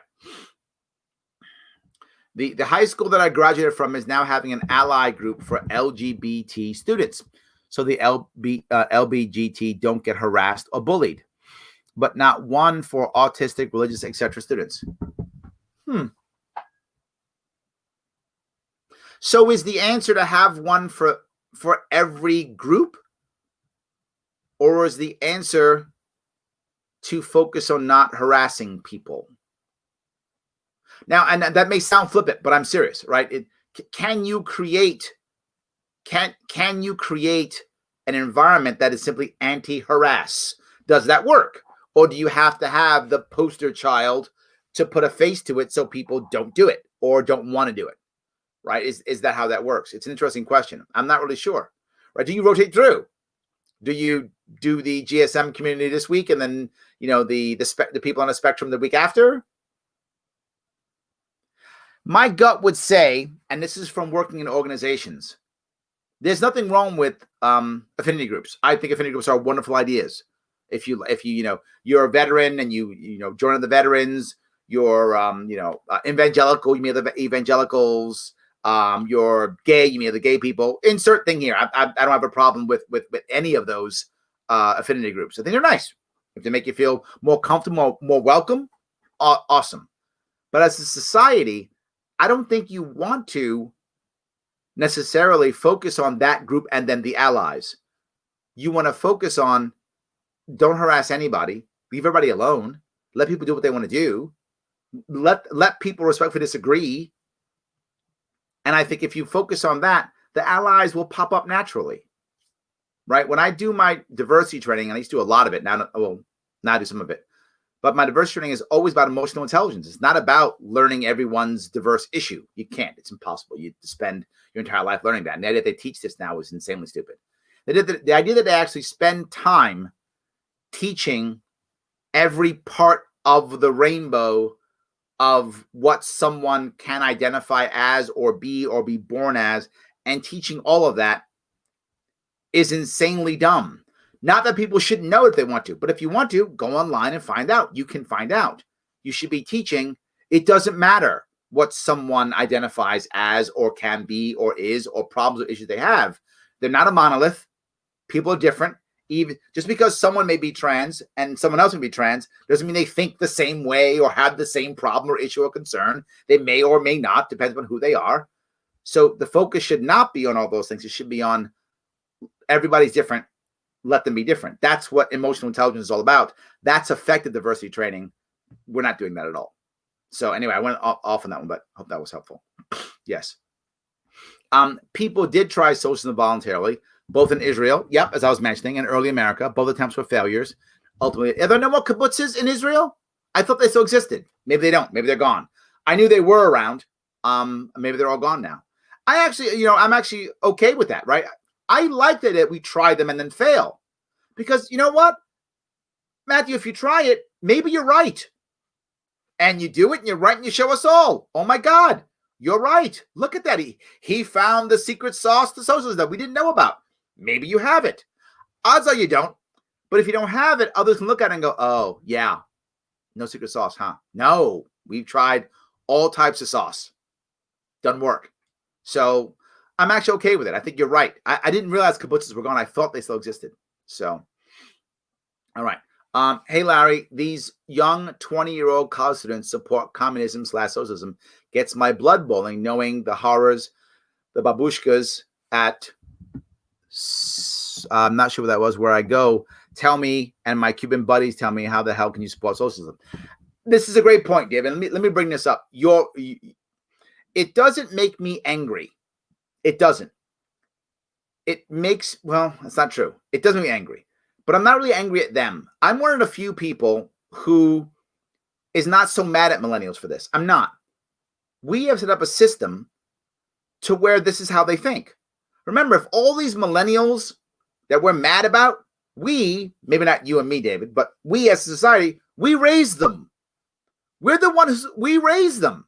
We raised them telling them that if you just do as you're told and you're obedient in school and you pass your tests and you follow the rules, right? Being obedient to the earlier comment here about how we teach our children, right? Be obedient, follow the rules, listen to authority, do these things. There'll be an amazing, awesome job waiting for you, right? You'll find happiness. And they don't find happiness. Their parents are divorced. They've blended families. Their mother and father have destroyed each other in family court and fought like there's no tomorrow. They don't believe in relationships because of that. Not just that. If you're 30-something now, you came out during the first depression of the century. I'm sorry, the second depression of this century, right? 2009 crash. So everything you were supposed to have, you didn't get. So capitalism for you didn't work. Then as you're starting to build yourself up and try to get back, you had multiple roommates. You have no ownership society because you can't own anything. You don't have any money. So you use Zipcar for your car or Uber, so you don't own a car. You have multiple roommates. You pay rent, so you don't own a house. You don't own much at all. You use everything you use on your laptop. You don't know what ownership is about, so you don't have that kind of society or that group. You probably don't live in your own town because you had to move to a city to find a job because there were no jobs in 2009. And just you're starting to get yourself up and running through a gig economy or maybe some kind of tech thing or something like that. COVID hits. And now the response shuts you down again.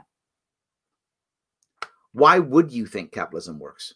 For you, it doesn't. For you, it hasn't. Why would you think that? And now here come these people saying, oh, if the government screwed you, it should pay you. You go, that sounds great. And the example I'll give to this is, look at the Russians in 1917. They looked at communism and said, oh, communism sounds great. Why? Look at where they were. They were basically equivalent of slaves. They weren't exactly slaves. They were serfs, but very close to slavery, right? Very close to peasants. Were very close to slaves, not officially, but very close to slaves under a Tsar for 300 years.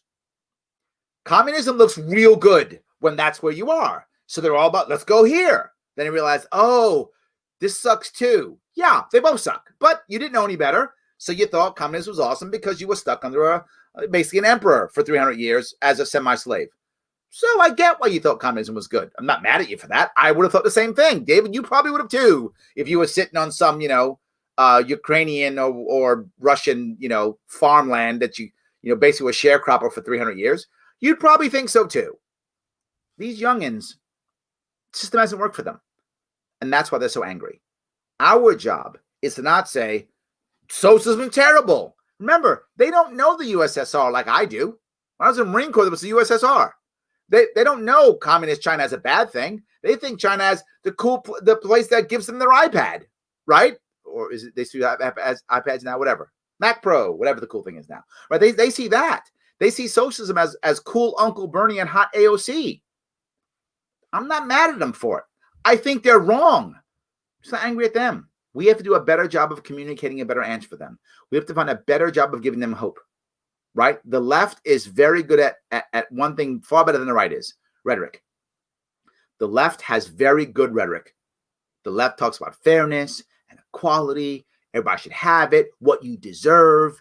This is amazing rhetoric. And if you're a 29, 30, 31, 26, and this has not worked well for you, and here comes the left saying, you deserve better. You go, I do deserve better. I followed all those rules. I did everything they told me to do. And you might have been getting a bunch of participation trophies for the last 18 years in your life too. You showed up. It was all you had to do.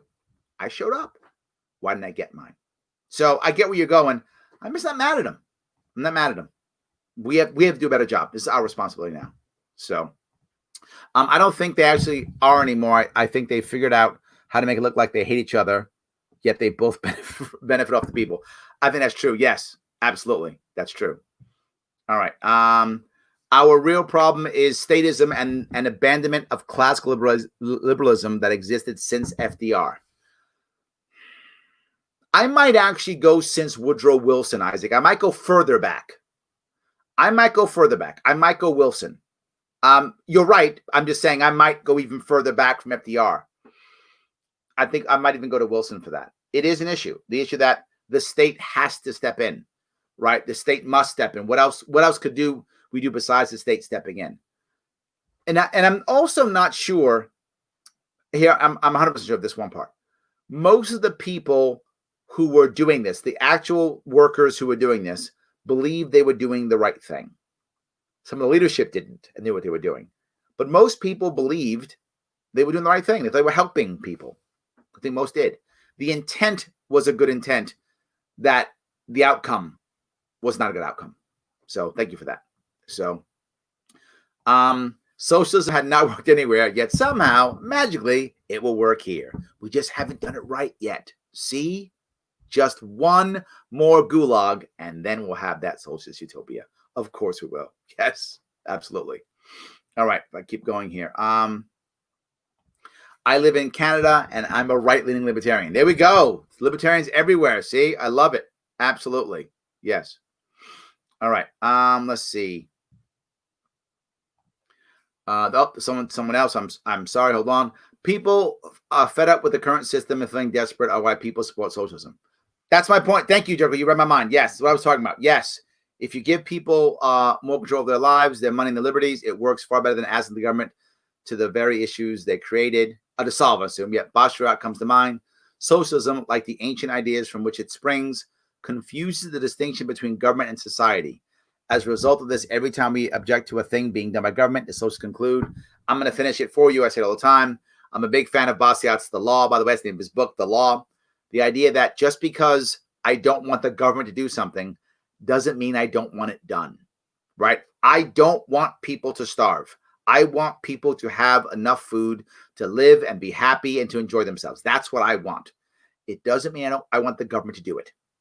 Just because I don't want the government to do that doesn't mean I don't want it to happen. I do want it to happen. I just don't want government to do it. But please, I hope we all have enough food to feel happy, to feel good, to be healthy, and have some fun. I think that's awesome. That would be great. Yes. So, all right. So if I keep going here, let's see. Some years ago, we had a good New York senator who did what she thought was right for the people because she didn't just do what her party wanted. They, not reported as such though, made sure she didn't go on. I'm not sure. Julie. I apologize. I'm not really sure. How does Alaska do it? Alaska, if I'm not mistaken, has basically stateized, nationalized its oil, and it basically gives a dividend to all its people every year. There's a year? Every year, every 2 years, I think every year. Similar to what Norway does, right? Norway has a sovereign fund and actually gives dividends out also. I don't think Singapore gives dividends out. I think Singapore just funds government so it can have lower taxation, right? What Singapore does, and Norway I think does it also. It's all of what Saudi Arabia does. Their sovereign fund goes out, invests, and makes money, and that pays for the government. So the taxation can be lower, right? That's one of the reasons for having a sovereign fund. The sovereign fund goes out, invests, makes money, and then pays for the services of the actual country so that the taxation can be lower. So that's one of the goals. And that's one of the reasons why Alaska has that, right? It has the oil so it can lower its taxation because oil is paying for things, or it can instead just give its money to its citizens, keep it on with taxation, but everyone gets a benefit, and it, in theory, spurs the economy. The sad part about that is now with the way it works in the way we're buying things, a lot of people aren't putting that money back into Alaska. Some are, obviously, right? They're buying local, but many of them are buying Amazon, or they're buying stuff overseas. So they're not all putting the money back into Alaska. The goal would be, of course, to have a sovereign fund, or in this case, nationalize your oil. So the money that would come out of it would go back into the local economy. That would be the goal. It isn't always true, though. We're a globalized society. So yes. All right. Banks, personal funds, personal investments of work or specialized knowledge gained through effort on the part of the capitalist. I think you're answering someone else's. I'm sorry about that, guys. I think you're asking somebody else's. Yes. All right. Okay. Larry, it's sad to say, but there's no way to reason with the left. Time for talking is over. Need to organize and start civil disobedience and regain our liberties. At this point, the left will never let go of these COVID restrictions. All I can say is I hope you're wrong. I'm not saying you're wrong. I'm saying I hope you're wrong. I don't want to believe that. I want to believe that if you tell people, if you let people know that you actually care and you want the same thing, they're much more open to actually hearing you, right? I mean, this audience is give or take 50% people who self-identify as libertarian, give or take. About 30% people identify as either conservative or Republican and lean liberty, and about 15% Democrat or progressive who lean liberty. So there is a chunk of people who watch this show who are self-identified progressives who are watching the show. So it means that there's people who are like, you know what? I'll listen to this guy, Larry. I'll listen to him. I mean, I agree with everything he says, but I'll listen to him. And I'll take that, right? I think that's our step, right? Our step is to get them to understand, left and right, but in this case, the left, to understand our goals are the same. How we get there is our issue. And if we can discuss it, right? I feel like Brennan is progressive, and he was talking about nationalizing the oil. And I said, oh, you know what? Let's have a conversation. Am I ending taxation with that? Let's talk. All right. I'm open to have a conversation then, right? Maybe we could do that. Let's talk about that, right? That's a conversation I want to have. Can I find another way to raise money that's not taxes? We can talk. We can talk. Absolutely. So I hope you're wrong, but I do see the restrictions just not going away, because how do you back off of that? You've destroyed so much. How do you back off? I don't know if you can. I don't know if you can. Yes. The news media, and especially social media, is gasoline on the fire. They're making people much more pissed off at each other than would otherwise be. On the money, Paul. For me to do this show as often as I do, 5 days a week, I have to watch at least an hour of CNN and an hour of Fox News every day at least. If not, also some MSNBC, also some Vice. I've got to grab a bunch, right? If I'm gonna be able to do this show and have any way of understanding what the mainstream media is talking about. And you are 100% correct. Yes, you are 100% correct. Yes. The president, in President Washington's farewell address, he wrote, "They will contrive public spectacles for the sole purpose of polarizing the people." Yep. I think the whole show of left versus right is the urgent spectacle. Yes, he knew that back then. Absolutely. The more divided labor is, the weaker bargaining power each individual has. We have seen buying power and real wages stagnate and drop as unions have fallen in membership. The two are correlated. As we decide to fend for ourselves rather than stand in solidarity, capitalists have grinned and stripped labor of all the power they can. There is a yes, right? There are two parts to that, Brennan, two parts. One of them is, I think there's a valid issue on the idea of unions losing power. That's true. But mostly it's because unions have become monopolies, right? I think when you allow multiple unions tend to have more power. I think one example that might be Japan. I'm not sure if it's a good example, but I think it kind of is. Japan tends to have unions based upon not industry, but based upon company. So a company union deals with the workers, and then the management is part of the establishment, right? So they go back and what the company goes under, then there's no union. The union goes away because the company goes under. That tends to be another way of doing it that might be better for unions, or if you have multiple unions, could also work. But labor being divided doesn't always mean weaker bargaining power. It depends upon what kind of work it is. The more labor intensive the work is, you're right? Generally speaking, that's true. But there are exceptions. If you're in a market that can be automated easily, yes, you're right, that you're in trouble. But if you're not so much, right? Look at, for example, plumbers in America. Plumbers do well in America. Why? Tough to automate plumbing. Tough to automate that. There's a skill set you have to know to be a good plumber, right? There are skill sets you have to know. Every plumber that I know, and this may also be anecdotal, not one of them is going, man, I'm broke. I mean, they're not all, millionaires, billionaires, obviously. But I don't know one plumber going, man, I'm broke. I'm broke. I don't know any. There may be some, and perhaps there are some that are bad plumbers or get hurt or something, right? I mean, it does happen. But I think many of them do very well. If you're a high-powered executive, you can do very well. Bargaining power goes up, I think. So I don't think it's 100% true. One of the biggest reasons why buying power and wages have gone down is because of the inflation of the Fed, right? The Fed inflates the dollar.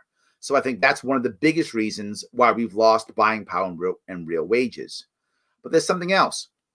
We haven't grown. And what I mean by that is, look at where we're still trying to think that labor is the number one value in our economy. It hasn't been for years and still isn't. The value of labor has gone down, right? I teach this all the time in my classes. I don't teach anymore because governor doesn't let me teach anymore. But when I'm teaching classes, I was teaching people that labor is no longer the most important thing here. Results are. Intellectual property is. It's far more valuable. And as we're spending our time trying to force it that labor is all that matters, labor is getting replaced by machines and computers and on and on and on. So it's not as valuable. It's another reason why, I used to be able to work in a factory and make tons of money. It's tougher to do now because computers do it. So now you've got to be able to create a better program, or run something more efficient or fix or repair something more than just be the person who pulls the lever down and makes the widget. So there are many things that they'll go into that. But the biggest thing when it comes to the capitalist winning isn't actually the capitalist system. It's the crony capitalist system. It's when government then creates monopolies. When government then by default creates oligarchies. That's the other big issue. How do I know this? Well, oh my God, I made this up. Because you see it right now already happening, right? You see it with any new industry. New industries pop up. Think about this. If you go back 10 years, not as true now, but go back 10 years, the biggest companies hadn't existed 20 years earlier. Capitalism at its height. They didn't exist 20 years earlier. Now they're more standard. It's happening already, right? The Googles of the world and the Amazons of the world are now becoming the monopolies. So that's when everything goes down again. But if you were around, I don't know what you were doing, but if you were around, say, 1999 to around 2006 or 7, man, life was good. Life was good. People were getting high salaries.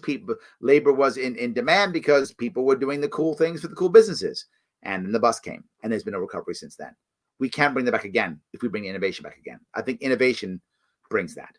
But anyway, my 2 cents. But some of what you're saying is true. A lot of it, in my view, though, is because government doesn't allow for the individual to grow as fast as they could on their own, right? And here's the best example I can give you. The rise in female business owners, particularly women of color, but heavily business owners. Why have there been so many more female business owners in the past, say, 15 years? Glass ceiling. Right? Capitalists said, well, we're not letting you in. You can't be the boss. And the women said, I'll go my own then. And they're rocking and rolling.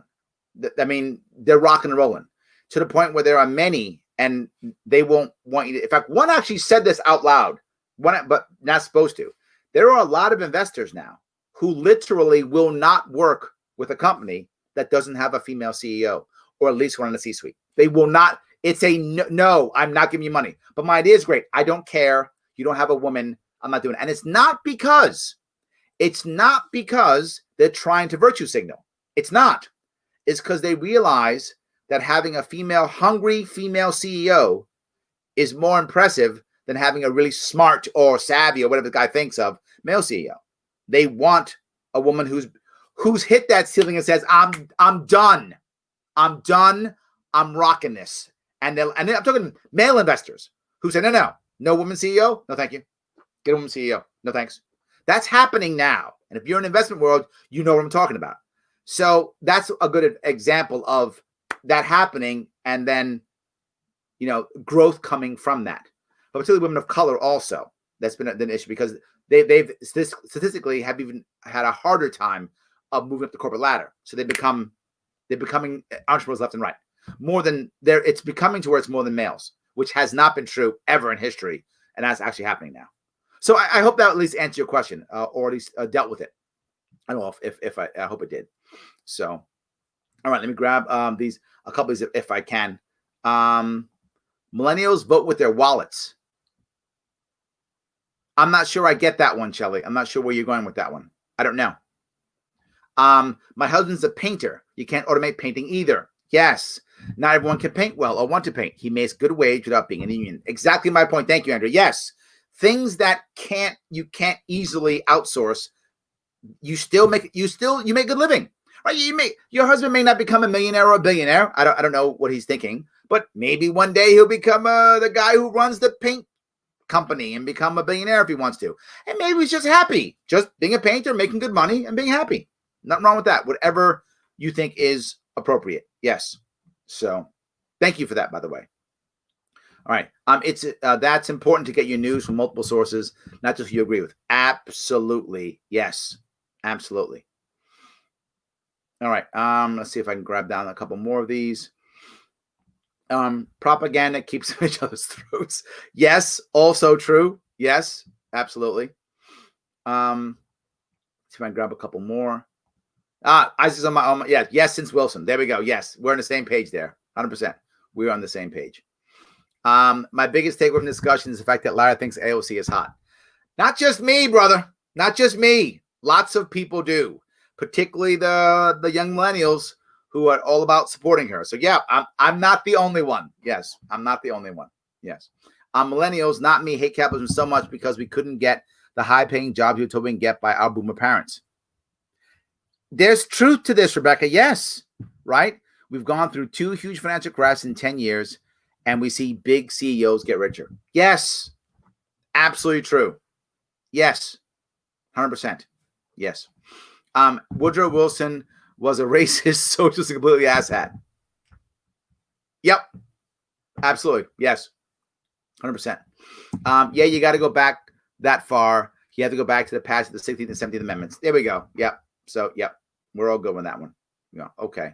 So, guys, I want to, wow, I've been past 2 hours. I usually don't go this long. You guys were really, thank you for so many of the things you brought up. I appreciate it tremendously. I'm very happy that you guys are giving me all those questions and comments. I hope I was able to grab a bunch of them. I really tried to. I really tried to be able to answer as many questions as I could. Thank you so much today. I didn't talk about my sponsors. I should have. I've been a bad host today. Please, guys, head over to Grown Selection if you are a CBD proponent and pick up your products there. Libertarian-owned company, Sharpe Way 20 for 20% off. And as always, if you can't help me with cash, head over to theadvocates.org and share the world's smallest quiz. The more you share that, the happier they are, the happier I am, the happier we are. We can have good conversations to the best of our ability. Those who want me to keep doing what I'm doing, help me out. Patreon.com/SharpeWay. If you're getting your big Trump bucks, I hope you are.